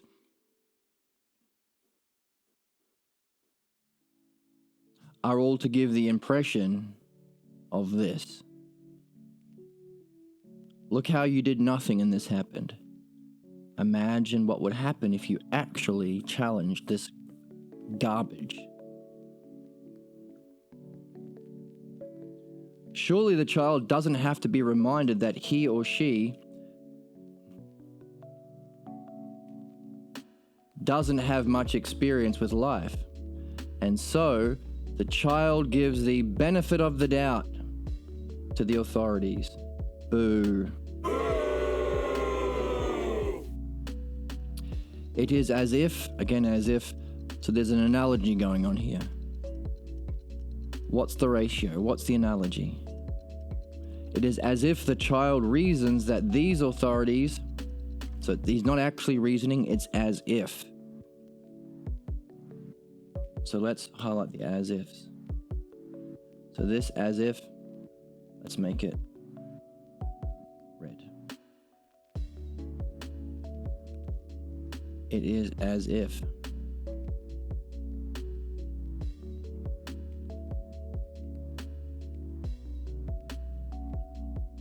So what is it? Why is it not actually what he's thinking?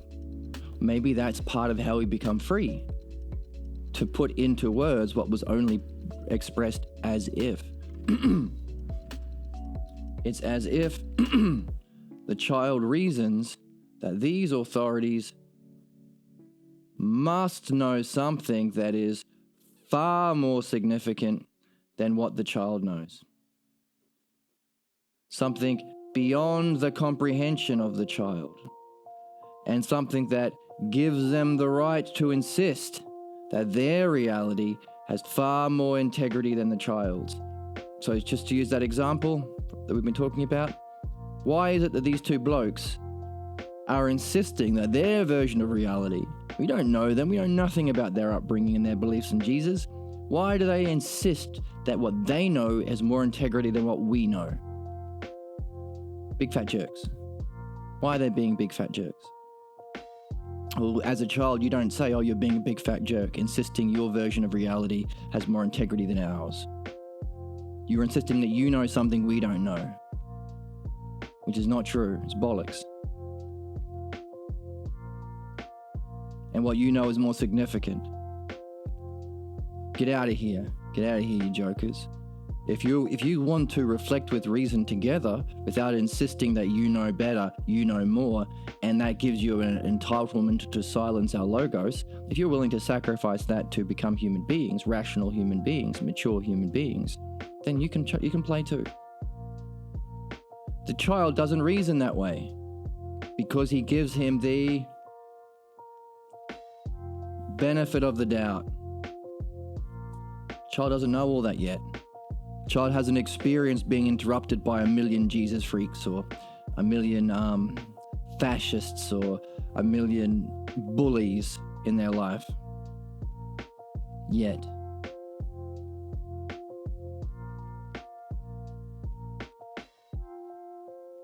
Now, if you happen to be a Jesus freak, I'm not talking about you. I'm talking about anybody who insists that they have a right to push their personal beliefs onto others as if they know something more significant than others. If you don't do that, then I'm not talking about you. If you do that, then change, be better, reflect, learn this. Take this as an opportunity to reflect on your way of being. But I'm not talking about you. I'm talking about everyone else who does this. Because we all do this in various ways. It's just that person was easy to see because it was like comical. Clearly didn't have any idea what we're talking about. Clearly it was out of his scope of reference. Clearly he wasn't even invited into the conversation. Clearly, hey, isn't Jesus great? Isn't a very high expression of understanding. It was comical. But it's easy to see. It's human as well. We all do this at some times, depending on our particular snowflake, our particular pathologos. In accepting that conclusion, in assuming it is true because of that benefit of the doubt. Oh, we make this green. The child's own vision of reality. So imagine if we believed that those guys. We were talking about enlightenment experiences and how to understand them and important things. Imagine if we sacrificed all that because these couple of big fat bullies were insisting that their ignorance is superior to our understanding. We'd have to assume that we were profoundly flawed. Imagine that. Imagine thinking your experience of reality, your highest, most meaningful visions are profoundly flawed just because these guys are being brutes. This is what we all faced as a child. And with that decision, so we make a decision, the parental authority's views gain a priority over all else, becomes the greater of the analogy and ratio. How is it a ratio? Don't know yet. But if there's an analogy, it's probably in there somewhere. Everything is the lesser compared to the greater of the particular views, parental views. Parental views. And what happens to the child's own views and way of being? Clearly, it loses significance. Don't like that. And so too, the child loses the belief in his or her own integrity. Boo. The vividness of the drama gains credibility. The child's way of being becomes submerged.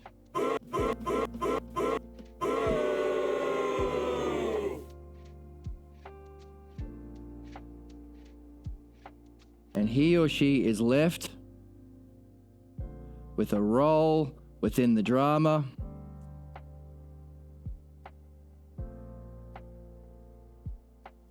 becoming a shadow of the former self. So using those guys as an example, what's their role? Maybe they're enforcers. Maybe their role in the family is to insist that we are the best family in the world because, by the way, this is part of the Pathologos.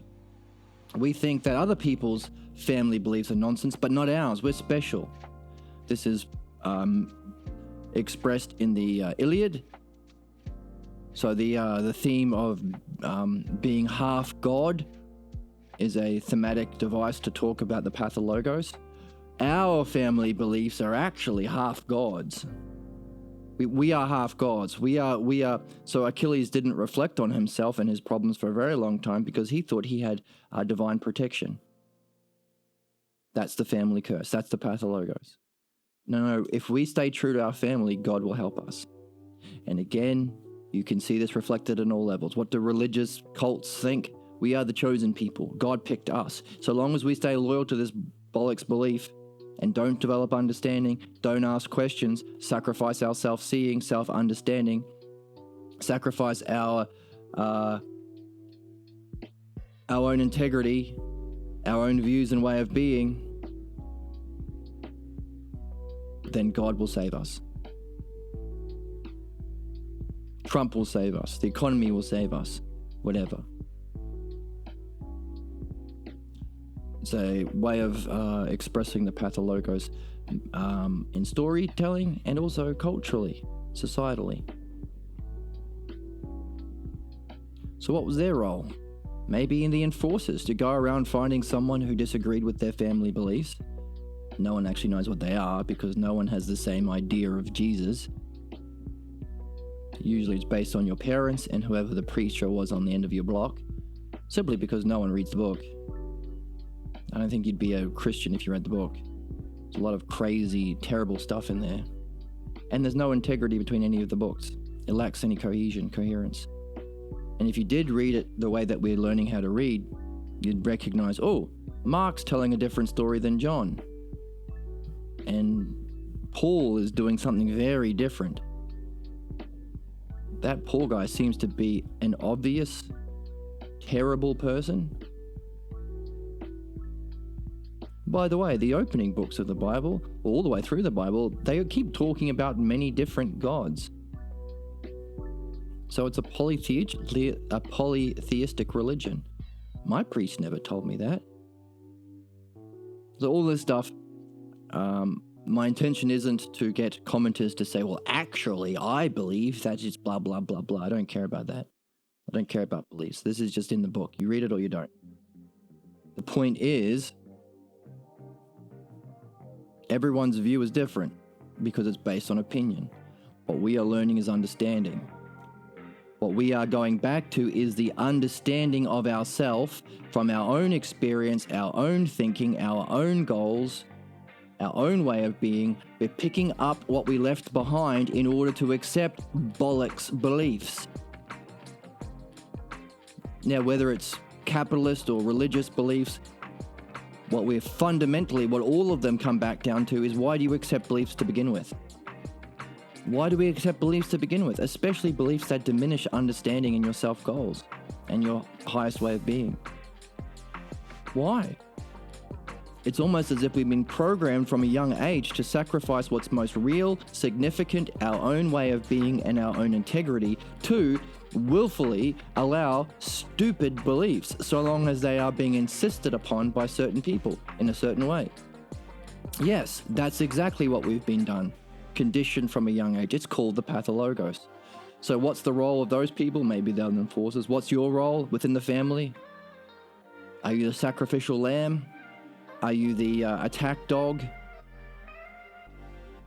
What's your idea of love? Is it pretending that people who have those beliefs of your family are wise and playing dumb so they can feel smart? Is that a loving thing to do? Everyone's is different, but you get given a role when you submerge your own way of being. So we need to go back to that, pick up where we left off, regain ourselves, continue our journey from back where we left off, simply because, as we read earlier, you won't be able to reach your highest goals unless you have your highest way of being. You won't be able to know and show yourself unless you have yourself. Pick it up again. You won't be able to develop understanding unless you go back to where your understanding was left off. You won't be able to reach the nature of reality unless you go back to because reality is being, mind. You can't reach being itself unless you get back your way of being and sacrifice instead the shadow of your former self tied to a role linked to the acceptance and justification of this bollocks, false, harmful, wrong, suckiness causing, suffering causing, false belief about self and reality. So, trust your seeing, speak up, act on it as best you can. As best you can would be telling the truth. That's what we're learning in philosophy, by the way. So at the time of the recording, the episode of the Meno, Socrates was saying, this is how I talk to people, Meno. Because Meno says, what if I'm a bad faith actor? I just use words to debate technicalities like, oh, I don't know what color means, so I reject your definition of shape because you use that word. Socrates says, this is how I relate to people like that. People who have no interest in following the Logos, actually learning and understanding, they're not curious, they're just defending their false beliefs. I say, look, I've told the truth. I've made my statement. If you disagree, you have to pick up the Logos and do work in using the Logos to show where I'm wrong. But if you are actually genuinely curious and interested in learning, you're not just interested in defending your own ignorance, which is the cause of human suffering and perhaps the extinction of our species. If you're not that kind of person, the heuristic and antagonistic kind, the kind that uses words to silence people, like all of the fascists and right-wing propagandists and red pillars and all those people who just use language to defend their own false opinions and debate bros, we call them. If you're not one of those jerks, then I would act towards you differently, in a more gentle, friendly way. So those are the two people I was talking to that other night in the example. both entered by saying this is where I'm at or where I'm stuck. The difference was the first group of people were open to curious reflection and understanding in a mature, rational way, self-reflection, ousia. So they were open to what Socrates calls the more gentle way, the way of the dialectician. The other group of people were doing the opposite. They weren't open, curious. They were more interested in that feeling of superiority that they gained by playing the role of their drama, cosplaying the knower. In which case, it's up to you to use the logos to prove your point. Use the logos to disprove the logos. Have a go. See how far you get. Says Socrates.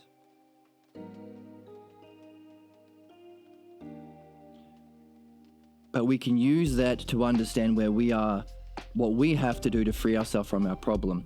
If this origin scene was here and no further, the bad faith actors, the con artists, the grifters, saying, hey, I'm using my way of being to silence the logos, then you say, bollocks to that. That's not real and it's not just. Use the logos to prove your point. Because you're insisting that, I don't know, women are less than men, but I've seen my mum be smarter than you, Dad, or whatever it is. Make your point.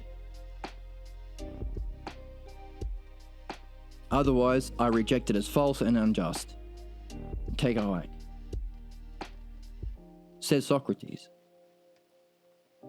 But if you are actually interested in treating each other as equals, not insisting that your particular views have an authority, not insisting that your personal opinions have a priority over all else, not assuming your personal false beliefs are true, and assuming that our way, if it disagrees with you, it's profoundly flawed, not insisting that we feel bad about ourselves or intimidated so that we accept that we are profoundly flawed, not using threats and intimidation and the use of rewards and punishments or the removal of punishments to allow us to accept your tyranny, as we saw in our notes from the tyrant in the Republic. If you're not doing any of that, but you are interested instead in treating us as equals, equal people who equally don't know the truth of self and reality yet, but can walk the logos to discover it and understand it using the dialectic, which is exactly what we're here for, using our highest goals of self, the mastery of the logos, self-logos and dialectic, the experience of self-mind or being, balloons, and the knowing of the true self, and the use of all of that as an art in a new way of being. If you're interested in that game, and you're not insisting in the rejection of all of those key things, the self-logos, self-way of being, self-goals, the highest self-goal of knowing the self, and the use of the logos in dialectic to artfully help us reach that and function most beneficially with that, the Pathologos insists on the rejection of all of those things, the best things, the most true of our nature, and what we need to reach our destiny. If you are not rejecting those things, I can treat you like a friend. We can engage in the dialectic. I'm looking for someone to share in an adventure. We can share in the true hero's journey. You can do what you're here for. You're a wizard, Harry. If you are not, then this is what we're learning. How do we speak up? How could we have spoken up then, and therefore how can we speak up now? So hey, you're wrong. You're just false. And it's unjust what you're doing. And what you're insisting on is exactly the opposite of justice and will prevent you from reaching your goals and will cause people to be trapped in fate, you to be trapped in fate. You will never reach your destiny and you'll suffer because of it. In fact, this way of being is universal to all human beings and is the cause of all fundamental human suffering and problems. Therefore, if you are loyal to it, you are loyal to the worst kind of behavior that causes the worst kind of suffering and the possible extinction of our species. That's the stakes of this way of being that you have accepted while sacrificing your true self way of being, your true understanding,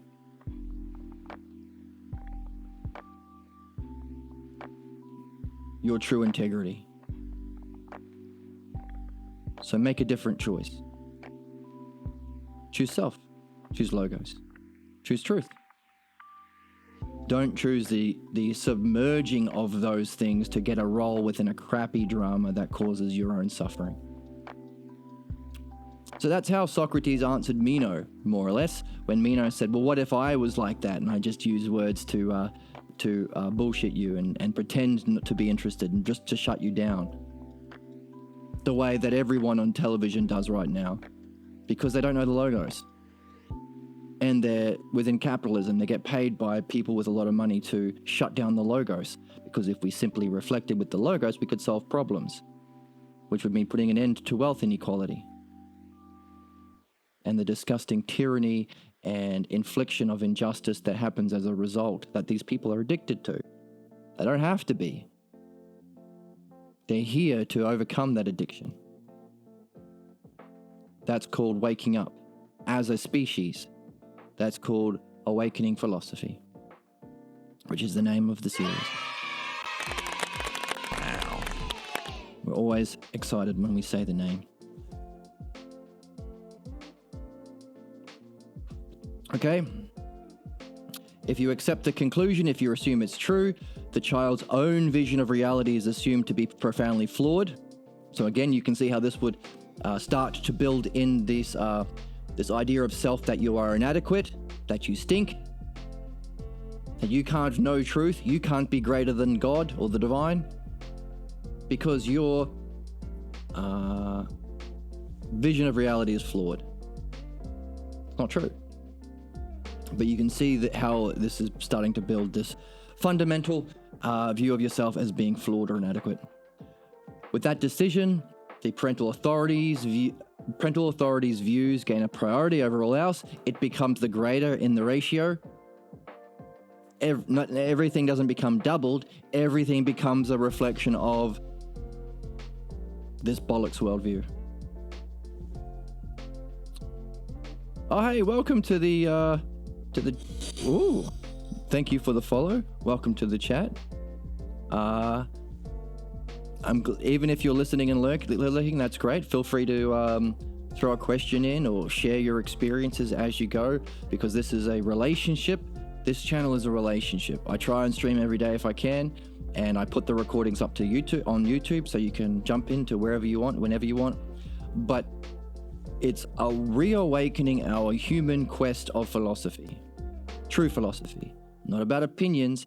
It's about sacrificing your false opinions and beliefs to develop understanding, confirm your understanding and direct experience of reality and self, and gain a mastery of that. Learn the language of self, called the Logos.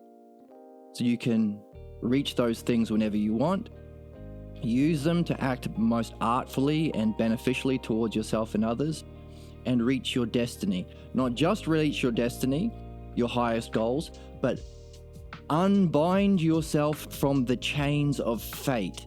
That's philosophical midwifery. So that understanding is called the Logos. We have to use the word from Greek because we don't have a word in English. So philosophical midwifery is the use of that mastery of the Logos to uncover the cause of our false beliefs that block and limit us and cause our suffering. And the other half of the time on this channel, we read the Balboa version of Socrates, which allows us to play the fun, puzzling game of discovering the questions about the Logos and using the Logos to answer those questions about what's true. So midwifery is removing what's false or purification. True philosophy, the Balboa version of Socrates, it's really the only way you can play, is gaining an understanding and confirming it in your state of being of what's true about the self. Thank you. Making my existence small lately. Thanks. Oh yes, lurk and listen and reflect and take notes if you can, even if it's just things that stand out. If you're taking notes as you go, then you're playing. That's fine. You're in the game. It's like our life is like a really well-crafted video game, and you are the main character.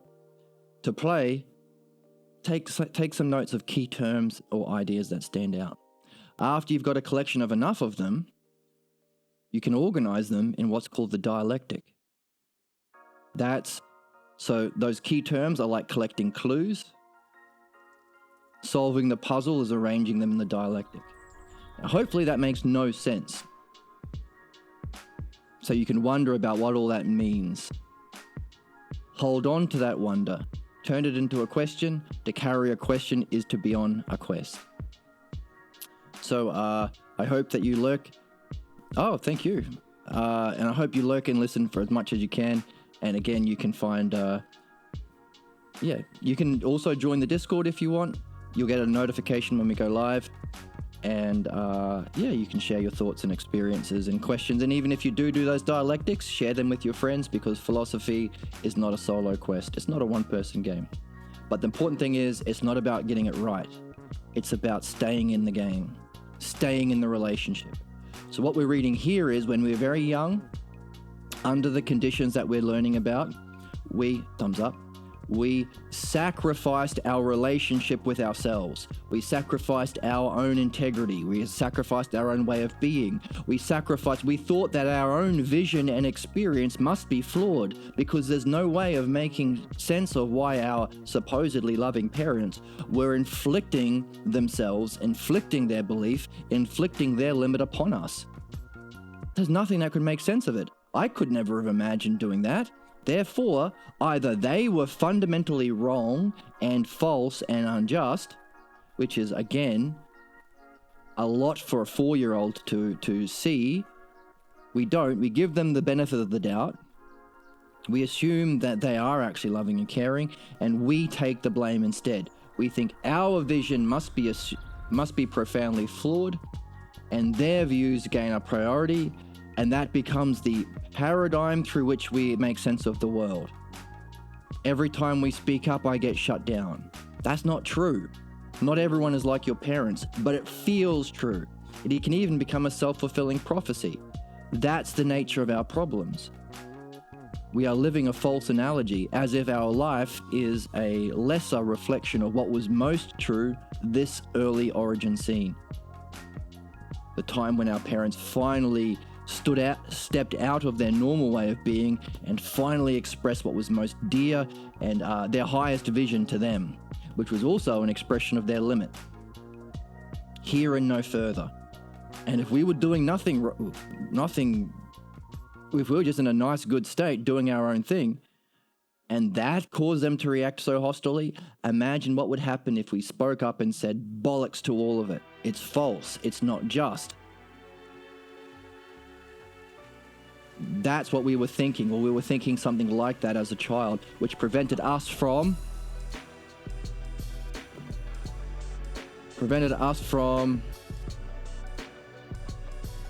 rejecting the drama, calling it a fiction, rejecting it as unjust, preserving what we were seeing, our development.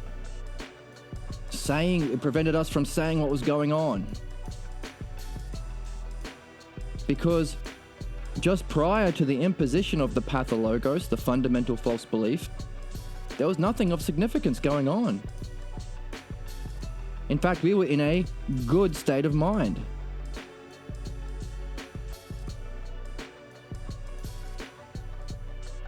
But when we were doing this, the authorities emerged from the background of their normalcy and revealed what matters most to them.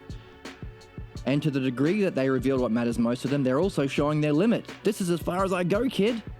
Stop with what you're doing. You're challenging what I believe is my limit, because probably it was done to them. What does that mean? We also saw what it took for them to reach that certain state of mind. And it was obvious that the most dramatic feature of that drama, of the introduction to what causes our problems, was them creating the impression that they, the authorities, couldn't go any further. this point they draw the line. This is the boundary of their being. The image that they communicated was that they couldn't be expected to go any further. I can't deal with this. This is wrong, they say. Well, they don't say, they give the impression because it's not true. They can't use the logos. The looks, the attitudes, the gestures all say the same thing. No further. So it is as if, we have another as if over here.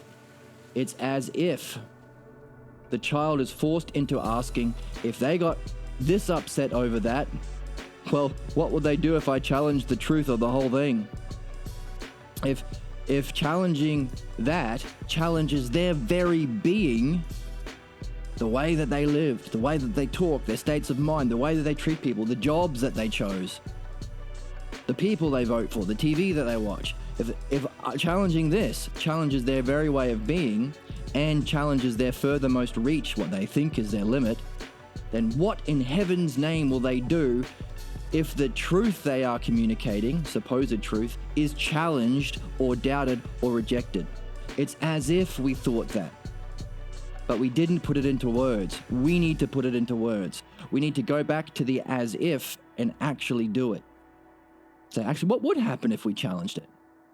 As a kid, you might get drop kicked across the room. That could be the end of this life.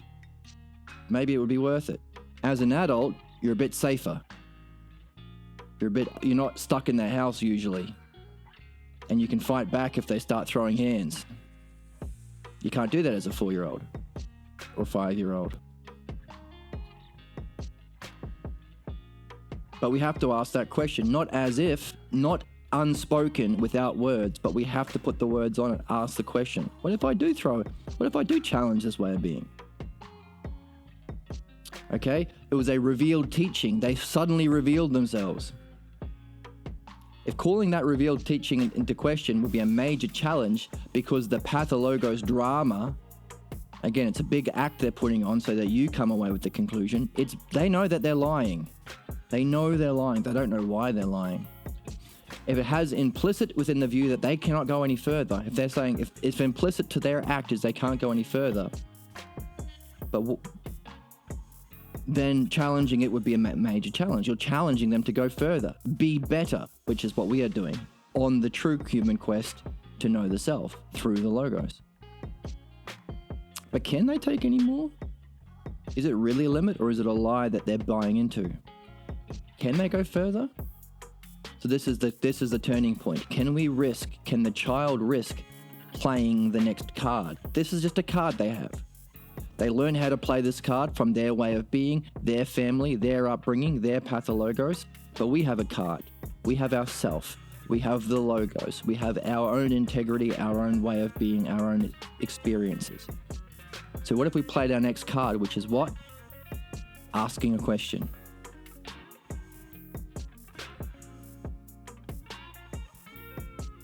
Everything changes if the drama is challenged. Whenever it is challenged, it redefines the parameters. You think just because you're so angry or you're so threatening or you're giving me that look that I'm going to drop my self goals, my whole life, I'm going to put on hold at this limit and live a life of suffering, and it's going to affect my the way that I die and where I go and my reincarnation, whether or not I get to reincarnate, depending on how badly I do because of this problem. Just because of the way that you're insisting on it. I'm introducing another parameter to the game. I'm playing the card of questions. I'm holding on to myself. I say, well, I'm going to ask you a question about that. How about that? Never seen a question before, have you? It's not in the drama, is it? I'm redefining the parameters of the drama. You say in the house we don't question authority, children are to be seen or not heard and all that crap. Bollocks to that. I get to ask a question. Because that's true and it's just. And if you reject it, you're being unjust. A child must decide. But again, a lot to ask for a 4-year-old, but we are going back as adults with maturity and integrity and courage in everything that we learn in philosophy about the virtues. How do we keep our heads? How do we keep our cool? How do we have courage to follow the logos? Using all the things we learn about the logos, justice and so forth. Everything we use in philosophy to become more mature, evolved human beings, we're taking that back with us to address this as if and actually make it real. Actually ask the question. The child must decide. The authorities have reached the limit of their ability. That if the child sacrifices the idea of confronting them, then the child accepts the limits of the drama.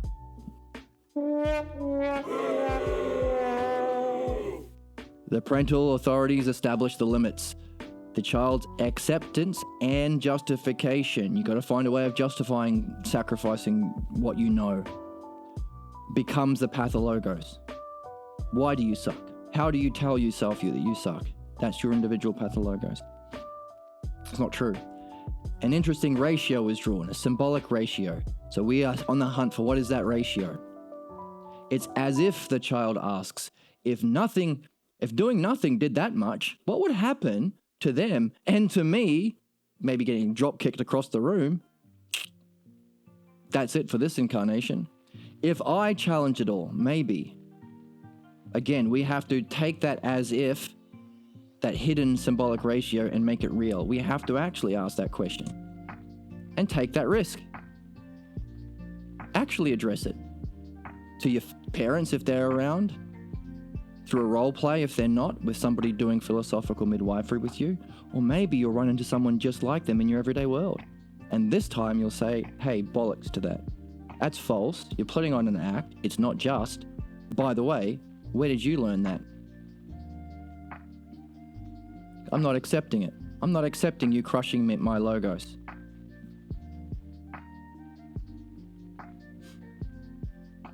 Surely, but again, we're going back to what it was like as a child when we first got it.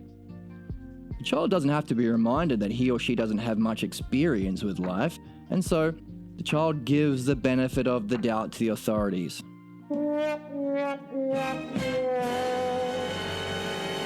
Turning point. It's as if, again, another as if. So all these as if, we're pouring into our question. What is this ratio that our author wants us to recognize? What's the as if?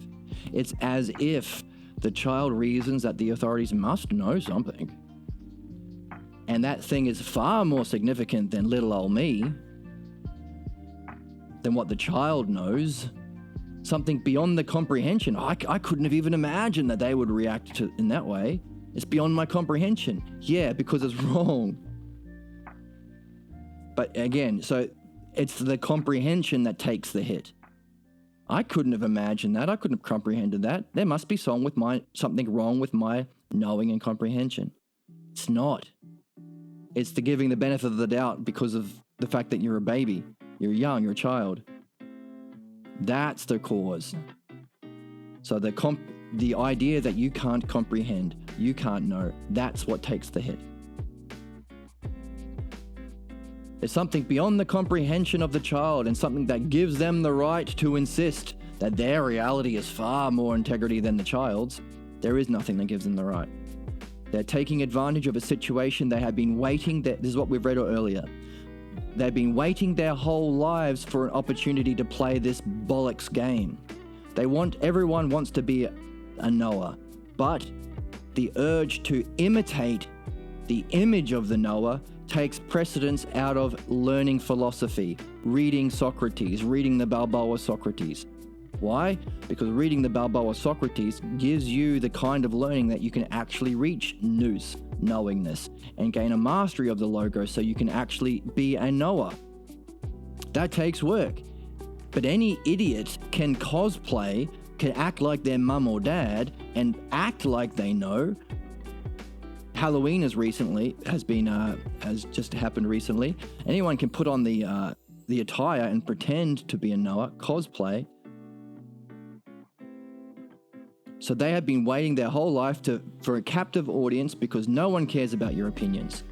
Why would they? Who cares about opinions? You go to school to learn understanding.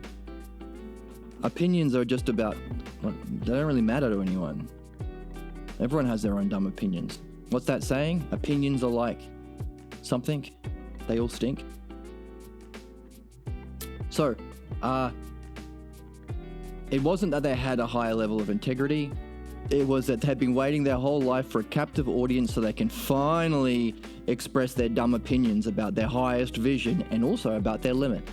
Now, what's different about this game is we find good people who are also in the game of the Logos to create the conditions of something called philosophical midwifery, where we can safely express our opinions, our vision, and our limit, not insisting that they're right like our parents did, but in an open, curious, reflective way to actually understand our limit, to free ourselves from our limit, not to insist on the limit, not to insist on our opinions, but to free ourselves from this block, from this limit, from these opinions. So there is another way of expressing yourself. That's philosophical midwifery. That's what we're learning how to do here. Create the better conditions for a better expression of what our limit is so that we can see it, reflect on it, and trace it back to our own origin scene so that we can address this injustice in a way that can allow us to become free of it, free of our problems, free of our suffering, and free to actually pursue the truth about what it really would be to be knowing. Get rid of that cosplay so we can do the true thing, the true hero's journey. Actually gain a mastery of the nous, knowing. Actually gain mastery of the art of the dialectic. A true guru. Actually know and show the self, our true destiny.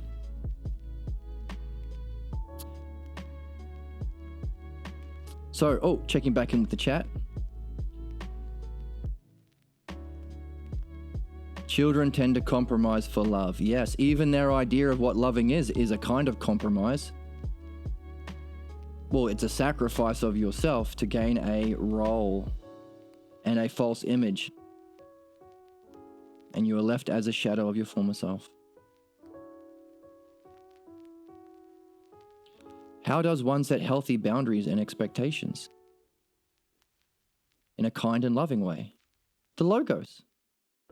So everything we're learning about the Pathologos, you can take notes, and I encourage you to take notes.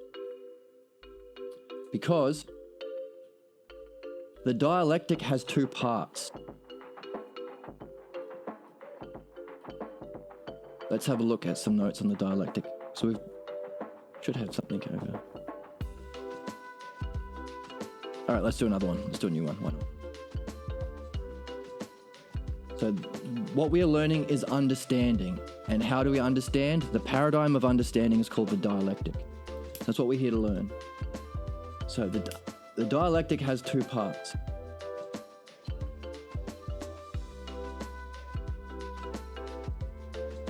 If the subject is, and if the subject is not.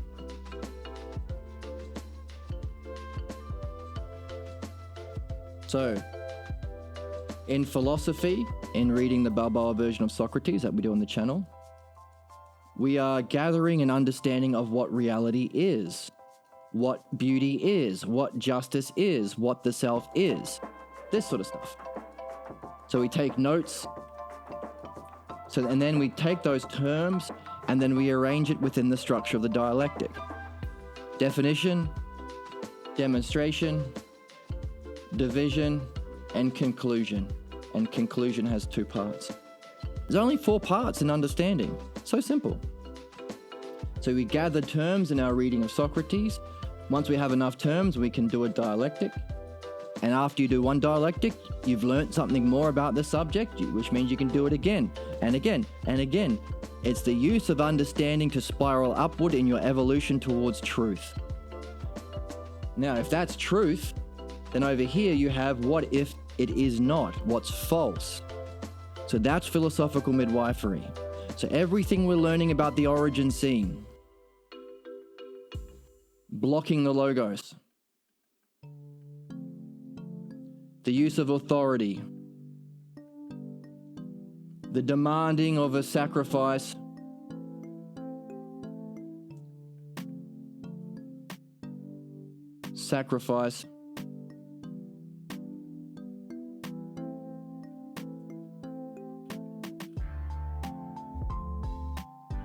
of self or the Logos, of self, of the child's way of being, or of their own understanding or logos.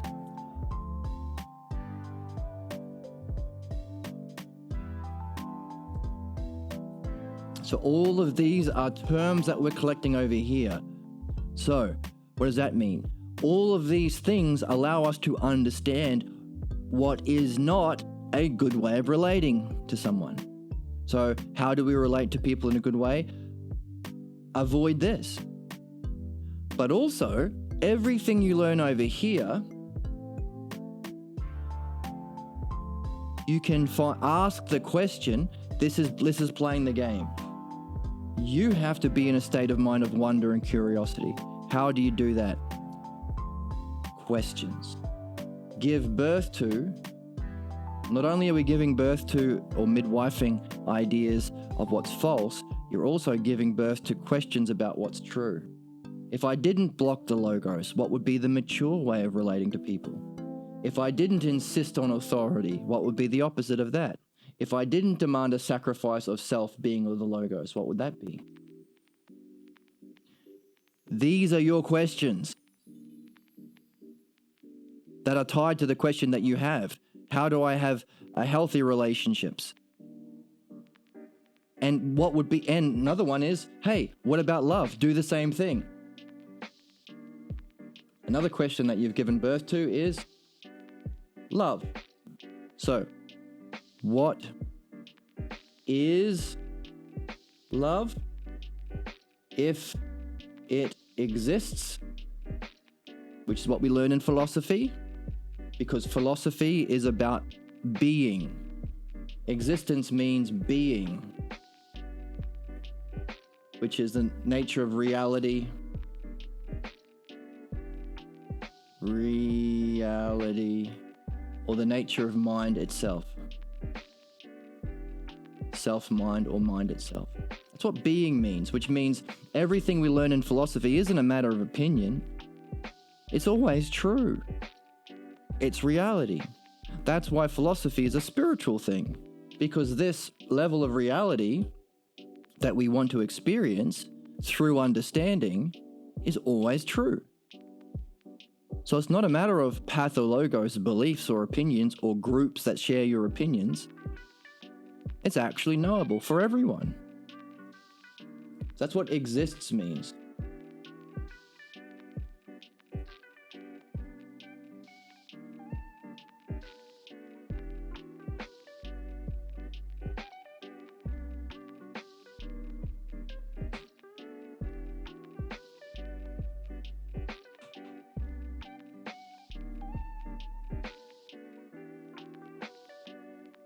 So on one side of your dialectic, which starts as just notes, you don't have the terms to use yet. So as we read Socrates, we'll get terms about what love is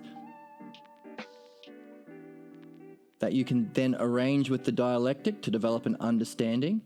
At the moment, we're reading Meno, so he's learning how to collect your ideas into actual understanding to come to actual definitions about what's always true. But then what?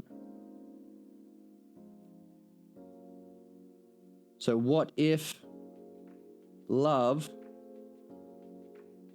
does not? What if love does not exist? What if love isn't something to do with being, but is just a matter of opinion?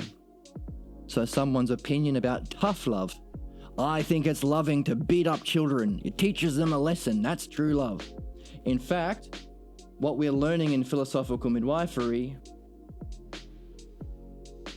can go under here, because it's an archetype, it's a standard, it's a model for what is sick and false idea of love, which you can use to create questions or insights about what's true. And equally so, the things that you learn in philosophy,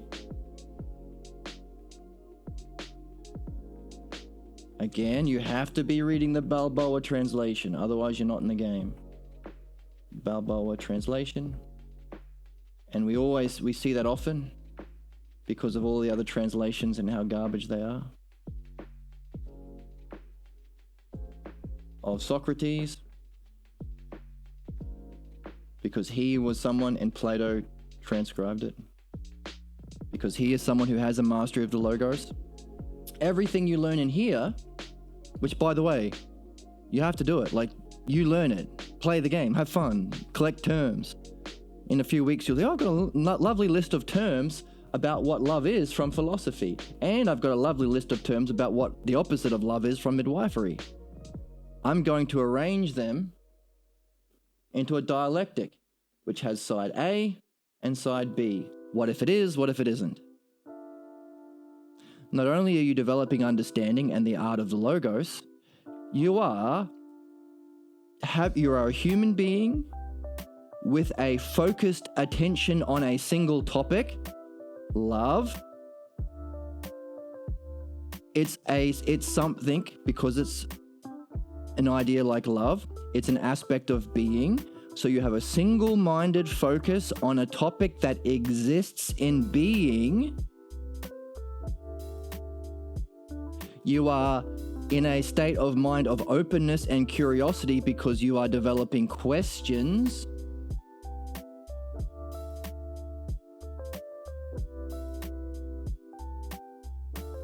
And you are using your highest understanding, your highest capacity for self-reflection, which is the Logos, by organizing your thinking in this way. So what have you got? Sustained, focused attention on something which is knowable in the spiritual realm of being, using an open-minded, curious way of reflecting through questions, and using your highest understanding, which is the highest use of self-reflection that you can do while in a physical body. Formally, those 4 qualities are the ideal qualities and the conditions for yoga. All spiritual methods, meditations, or yogas are some selection of those parts. Philosophy has all of them. So if you are playing the game and it's fun, it's like Sherlock Holmes. You look for puzzles and then you look for the clues to solve them. So not only are you playing the best game in town, the most fun game in town, the most meaningful game of town, you are literally doing the best kind of spiritual practice that is. And you are understanding why it is the best. It's not because, oh, I grew up Buddhist, so Buddhist is the best. No. You are using understanding. You have the Logos, so you can understand why it's the ideal model or paradigm for spirituality. So not only are you playing the game and having fun and benefiting, you're creating the conditions for enlightenment experiences, which are the best experiences you can have of self and reality. So you are able to confirm in your own experience what you are developing an understanding of. No need to believe somebody else. Your parents, your authority figures, the guy with the funny hat at the church, the guy with all the wives who's leading the cult that you grew up in, or whatever. You don't have to believe anyone. You can understand it for yourself and confirm it in direct experience, because the dialectic is also the paradigm of spirituality. You are literally understanding and creating the conditions for the direct experience of the realm of spirit, or the realm of being, or self-mind, mind itself. So what? Well, so you can take that vision that you have reached through understanding and take it back into a dialectic. Not only are you doing a dialectic on what if love exists, you can use your direct experience and your memory of that experience in every dialectic you do from now on, which keeps your experience alive. It's not like somebody who has a one-off enlightenment experience. Maybe they were at a festival and they took a lot of acid or something. They had a one-off experience. What happens? They don't understand it and it fades. Talk to them a week later and they've forgotten it all. But if you take your experience of reality and you use it in every dialectic you do from here on, keeping in mind that philosophy and midwifery is a relationship, it's a whole life thing, it's a way of being, So you're going to be doing dialectics on what is and what isn't, philosophy and midwifery your whole life, but that means your whole life you have opportunities to remember that experience of being, which keeps it alive, which keeps it significant, because that's your highest vision, and you're using your highest vision along with your highest understanding in your dialectic. This is what we sacrificed in our origin scene. This is what we're picking up again. So not only does it keep it relevant and keep it alive in your life, not only can you benefit because it makes your dialectics more fun, but if you're using your vision of being in your dialectics, and dialectics are a way of reaching being, you're creating the conditions to experience it again and again and again and again and again and again. The only difference is, every time you do a dialectic, you conclude with a greater understanding. But you can use that understanding to do another dialectic. And after you go through another dialectic, you've learnt more about what love is and what love isn't. Because you've organized the terms and your thoughts in the structure of the dialectic, which allows you to come to a new insight. Which means you can do another dialectic on love. It repeats and you evolve. You are evolving. This is the personal development quest. Equally too, you are developing an understanding and evolving, developing understanding of what exists in being, and also what isn't, so you can recognize your blocks and remove them. What does that mean? Well, if you're creating the conditions to re-experience being, you can experience it with a greater understanding, meaning you can recognize greater depths of it. Maybe you can go into that same experience of reality in greater and greater depths. So not only is your understanding evolving, your experience of reality is evolving, your state of mind is evolving. Your understanding and your state of mind evolves in this way, including your highest states of mind, your visions of reality, and your highest understanding, the dialectic. So we can say in that way, we are climbing a ladder of logos. We have this rung. Zoom in a little bit. We have this rung of the ladder that we climb. Let's put it over here. This rung of the ladder we call understanding.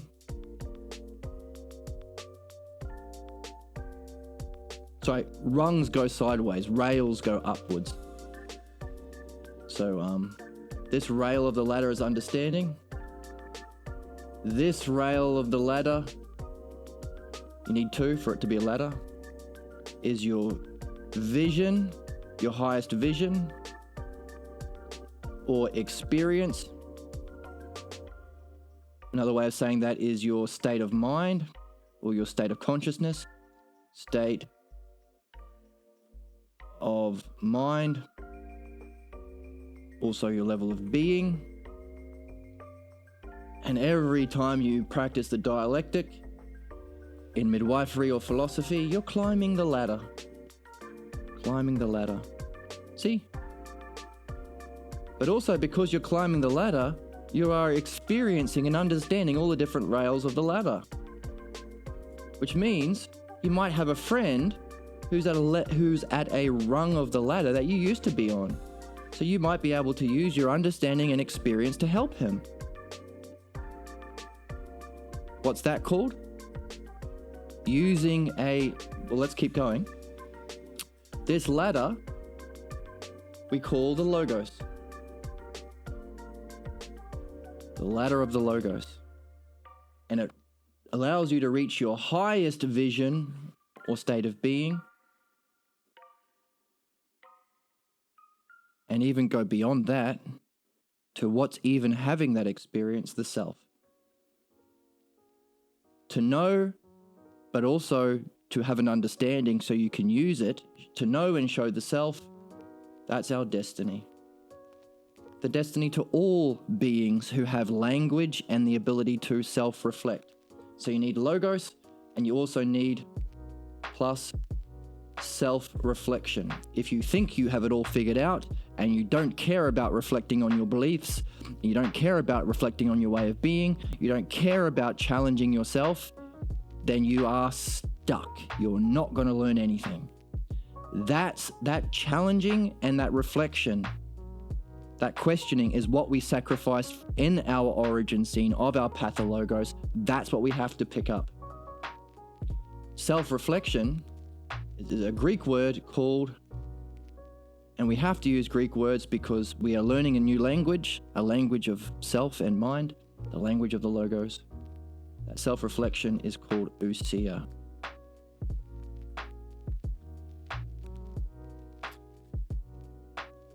Just like our understanding of being is called dianoia.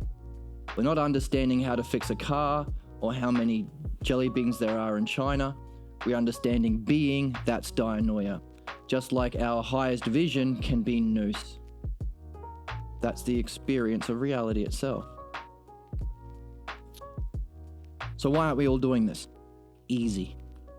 Because this casts a shadow.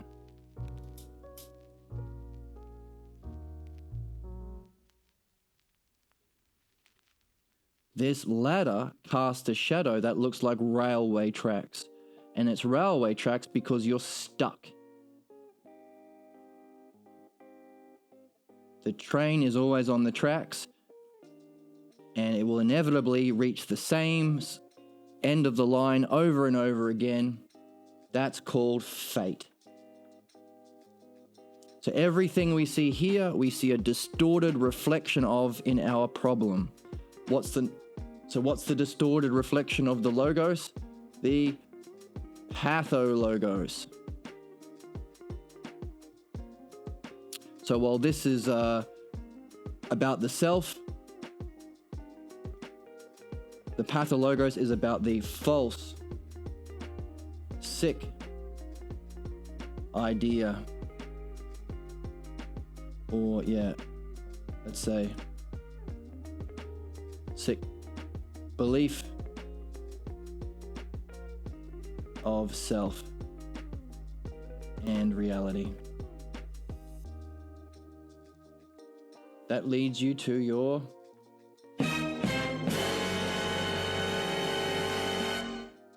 fate. So what we're doing in philosophical midwifery is learning the same understanding or dialectic to address what's false, because otherwise it'd be simple. Everyone would be reading Socrates, the Balboa translation, so we've only had that for 10 years. Everyone would be climbing this ladder because this is self-improvement, this is our final goal, this is our highest states of being, higher states of mind, this is our purpose. All beings who have language and the ability to do ousia or self-reflect.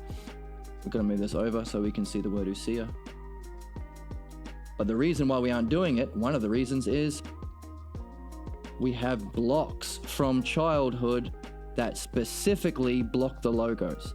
That's why they are blocks. If it didn't block the Logos, it wouldn't be much of a block. Now, we're not always in our blocks, but they come up. And the more we climb that ladder, the more the Pathologos blocks surface. That's why we have to be doing both true philosophy, which we do on this channel, and philosophical midwifery, which we're doing here.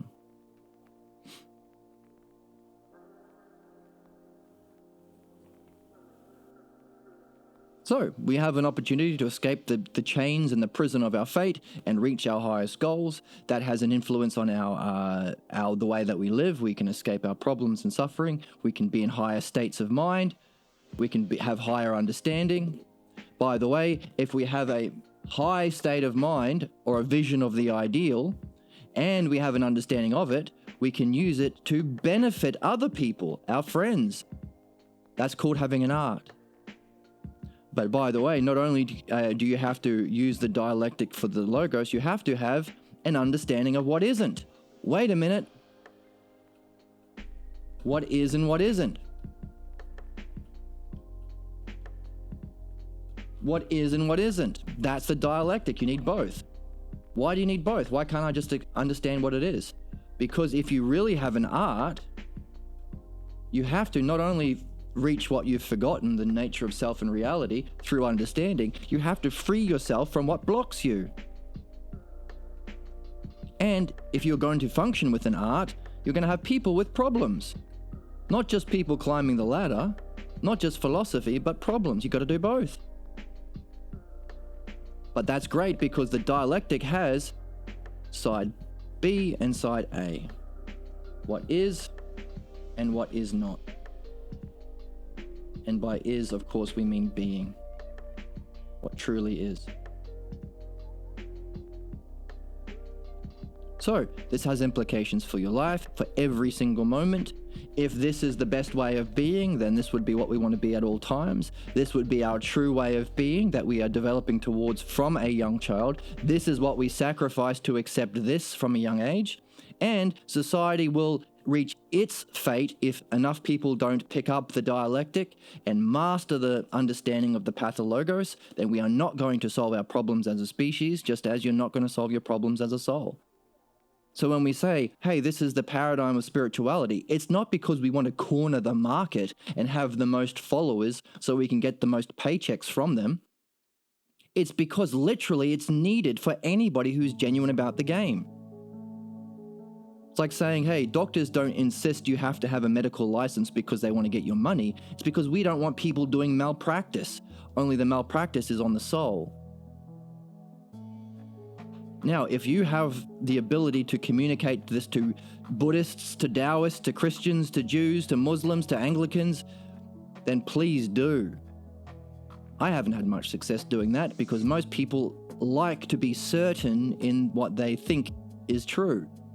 To come along and say, hey, by the way, you would improve your ability to function as a spiritual method or model if you included the understanding of the pathologos and the logos. It's been my experience, they tell you, hey, piss off. Or you're going to go to hell. Because they don't know about this. They're a slave to their pathologos. So the question, why do it? Because if you're not doing this, you are being a slave to the worst kind of master. If you're doing this, you become a master of your own soul. That's how you gain true freedom, to use that mastery to kick this master out, because we're always a walking dialectic. Every moment we are in a relationship. That's why I say, welcome to this channel. It's a relationship. Stay in it for as long as you can. And when you feel like you can't stay in it any longer, stay in it anyway. Because eventually it'll be easy and obvious.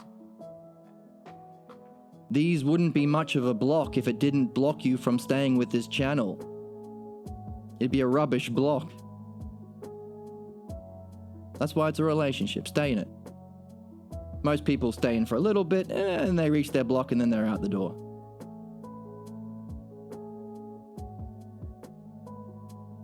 .99% of people are like that. Be better. Stay in the game. So that's another overview of the game. And use that to keep your questions alive. You have a question about what is love? Carry that with you for as long as you can, decades even. And we had another question. Oh, a good relationship. This was the other question. What if a good relationship? So the S or the subject is what is a good relationship and what isn't it? And we're learning this in philosophy, we're learning this in midwifery. But again, you have to do it. Like, you don't have to, but to be like play the game, because that's what we've described is personal development and the paradigm of spiritual development. So thank you for your questions. Socrates has a saying, if it's worth saying many times. Because that's part of philosophy, remembering, reviewing, memorizing it, repeating it with your friends. Where were we in the notes? Okay. Oh, here. The ratios. So, handy review, thank you so much. So it's as if we reason that they must know better. Why? Because we're giving them the benefit of the doubt. Because we're kids. Okay, but if we accept, well, I could never have imagined that, so it must be something wrong with my thinking. Nope. The problem was you haven't realized that they are playing an act yet. Or because they are putting on the appearance of beauty, you haven't yet realized that just because something looks beautiful doesn't mean it's true. In the physical world, in the realm of being, it might be a bit different. But we're here to learn about the difference between the physical world and being, so that's marketing, right? Look at the beautiful girl next to the Coke. Therefore, Coke is good for you. It's not good for you. By the way, it's not good for you. All right, so in accepting the conclusion that they know better, they have a right to insist that their personal dumb beliefs are better than your actual truth. Accepting that conclusion, assuming it's true, the child's own, your own, and the child's own vision of reality is assumed to be profoundly flawed. Boo. And with that decision, the parental authority's views gain a priority over all else, so that becomes the greater analogy.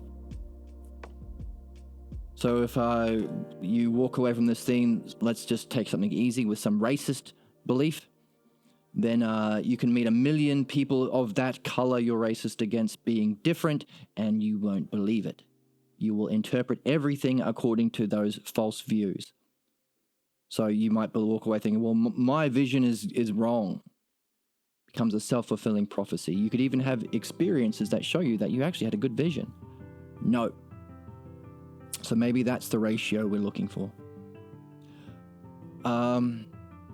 And what happens to the child's own views and own way of being? Clearly it loses significance.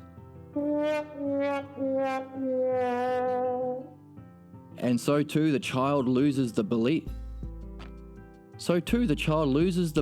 In his or her own integrity. Don't. Get it back. You do have your being has integrity. The vividness of the drama, wow, look how real they all looked, gains credibility. So therefore it must be real. Bollocks. It was all an act.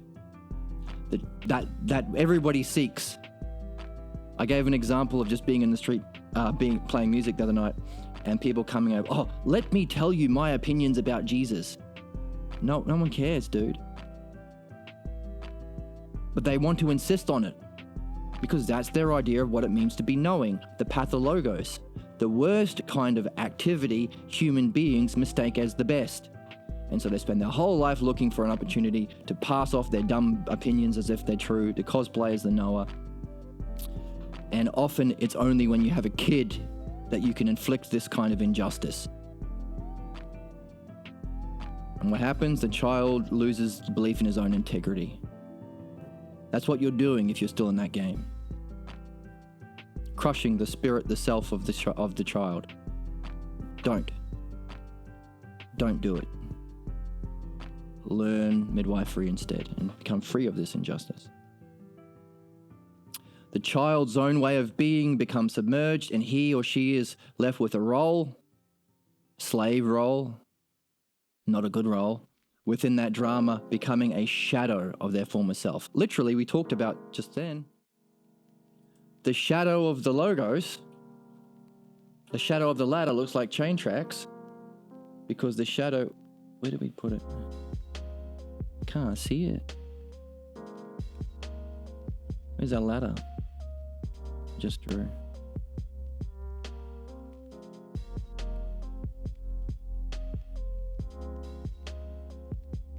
Should be somewhere close. Here we go. Because the shadow of the logos is the pathologos. So the shadow of being, if being is up here, higher states of being, well, its shadow is over here. We are walking zombies in a dialectic with the false idea of the self. So we want to reawaken philosophy.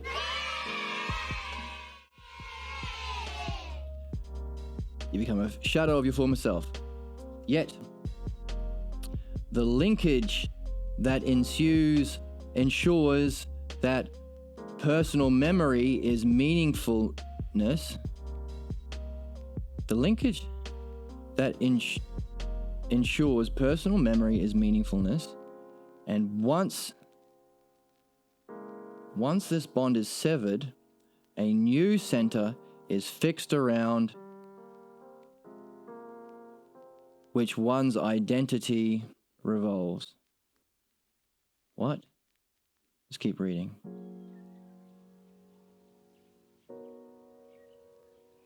The devaluation of a child's world of experience results in forgetfulness and denial. Ah, that's interesting. Right, we talked about how not only does the dialectic help you understand and free yourself from your problems, it's a spiritual method to reach nous or being. But then, after you come back, you use it in your dialectic, which helps you remember the experience. It doesn't fade like a dream or a random trip or a one-off lucky experience somehow. Keeps it in your memory. Whereas, if you sacrifice your highest experiences, you are instead picking up forgetfulness and denial of your highest experience of self. Hey, this happens to a lot of people. They have a spiritual experience. It's like, I've experienced something so profound. And they'll go to their friends and family, and almost always their reaction will be, you're insane, or that's not real, or you just bumped your head, or drugs aren't real, or dreams aren't real, or meditation is just phooey, or that's just Harry Potter sorcery nonsense. They will try and get you to reject it and forget it. Personal memory is not meaningful. Instead, deny it and forget it. Very, very, very common. Because you're literally going out, you're stepping way out of the limit of their ability to reach truth. So long as they stay loyal to their ignorance and pathologos too. So don't devalue your experience, especially your highest ones. That's why we always want to talk about it in our dialectics. Use your highest vision of reality. Use your highest use of the logos. Use your highest skill of the dialectic. What is accepted then are the limits of the drama. So talk to that person who's had that experience in a week or a month. They're back to their old drama again. And so it gains a seriousness. That nonsense bollocks drama that means nothing to anybody else if you're not in the family or don't have a similar family. That bollocks drama that causes our problem and suffering carries the stamp of authenticity. So what? We have been reading the Phaedo. This expression, the stamp of authenticity, is a word that Socrates uses in the Phaedo when he talks about the different qualities of being that he is encouraging us to develop a mastery of through the dialectic. Where's my light blue? Oh, that's dark blue. Yeah, I'm into my light blue. Here it is. So, the Phaedo is about how do we actually pull off that stunt? How do we separate our soul from our physical body and physical senses so that we can experience the realm of being? That's the dialectic. And how do we do that? How do we make sense of it? How do we remember it? And Socrates says, hey, all of these things that we've been talking about in my life, says Socrates to the people around him on his last day, all these things, beauty, goodness, justice, but also the other things like sameness and difference, like and unlike. And also those things like lesser, greater, and whole, analogy, ratio. All of these things are things that exist in being or are aspects of being. Those are the things that we give the stamp of authenticity, the stamp of true being. So this is a callback to the Phaedo, which you can check out on our YouTube channel and read along with us. So what?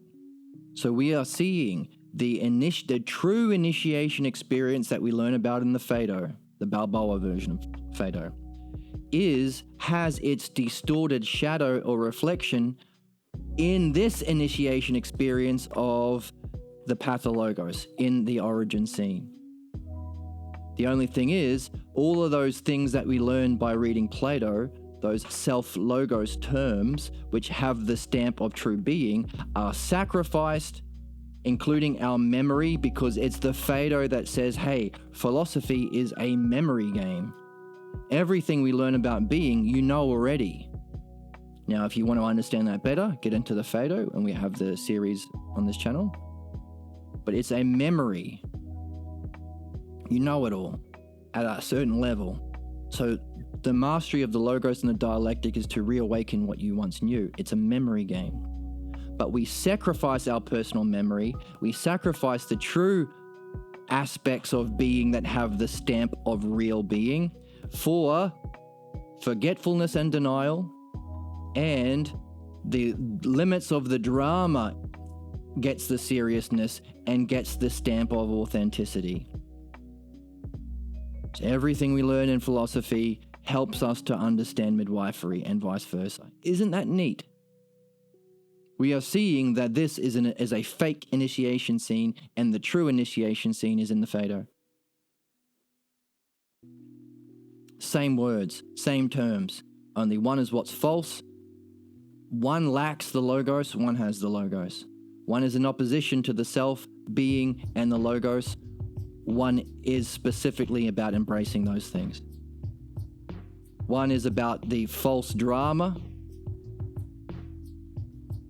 that, so long as we don't dismiss it as fake and act and unjust, it carries the stamp of authenticity, just like the true things that are actually true, actually just, justice itself, truth itself, get the stamp of true being in the Phaedo. Isn't that neat?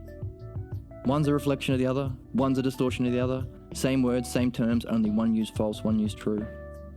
Creating every human being, therefore, is given an opportunity for all of the conditions for the mastery of the dialectic. Our problems is the dialectic, the same terms applied to what's false. Our true memory and highest goals is the dialectic applied to what's true. Therefore, it's obvious what we're here for. Isn't that neat? I think it's neat. That's the end of section 2 on the conditions for the transmission of the Pathologos. Next is amnesia. Why do we get amnesia of this? Amnesia is a hallmark of a problem. Why do we have blind spots and forgetfulness? That's the question for next time. I hope you join me, and I hope you are deliciously puzzled, and I hope you're deliciously curious, and I hope you're wondering about these things, and I hope to see you next time. Thank you so much for the new chatters. I hope you stick around for as long as you can, and then when you feel like you can't stick around any longer, I hope you recognize that that's not true. That's just the Pathologos block, and you stay in the game anyway. And then, when you get all the delicious benefits of staying in the game, I hope you come back to tell other people when they are new, hey, by the way, stay in the game. I know how it feels when you hit your block. I know that the block is to block the Logos. I know it says do something better, but do it anyway. And I can speak from authority. Well, we don't really care about authority, but I can say that because I went through it myself. So I hope that you become one of those people. The good people, the better people, the people we need more of in the world, and exactly what, and I hope you do it not just because it helps others, but because you see it's your purpose, you see it's your destiny, you get the benefit yourself first, primarily. So, feel free to join along on Twitch or subscribe to YouTube. You can chat live on either of those platforms. You can join the Discord. There's a link below you get a notification when we go live, and you can chat to other people about your own questions, puzzles, experiences, insights, dialectics. And I thank you so much for watching, and I hope to see you next time. Bye. Thank you.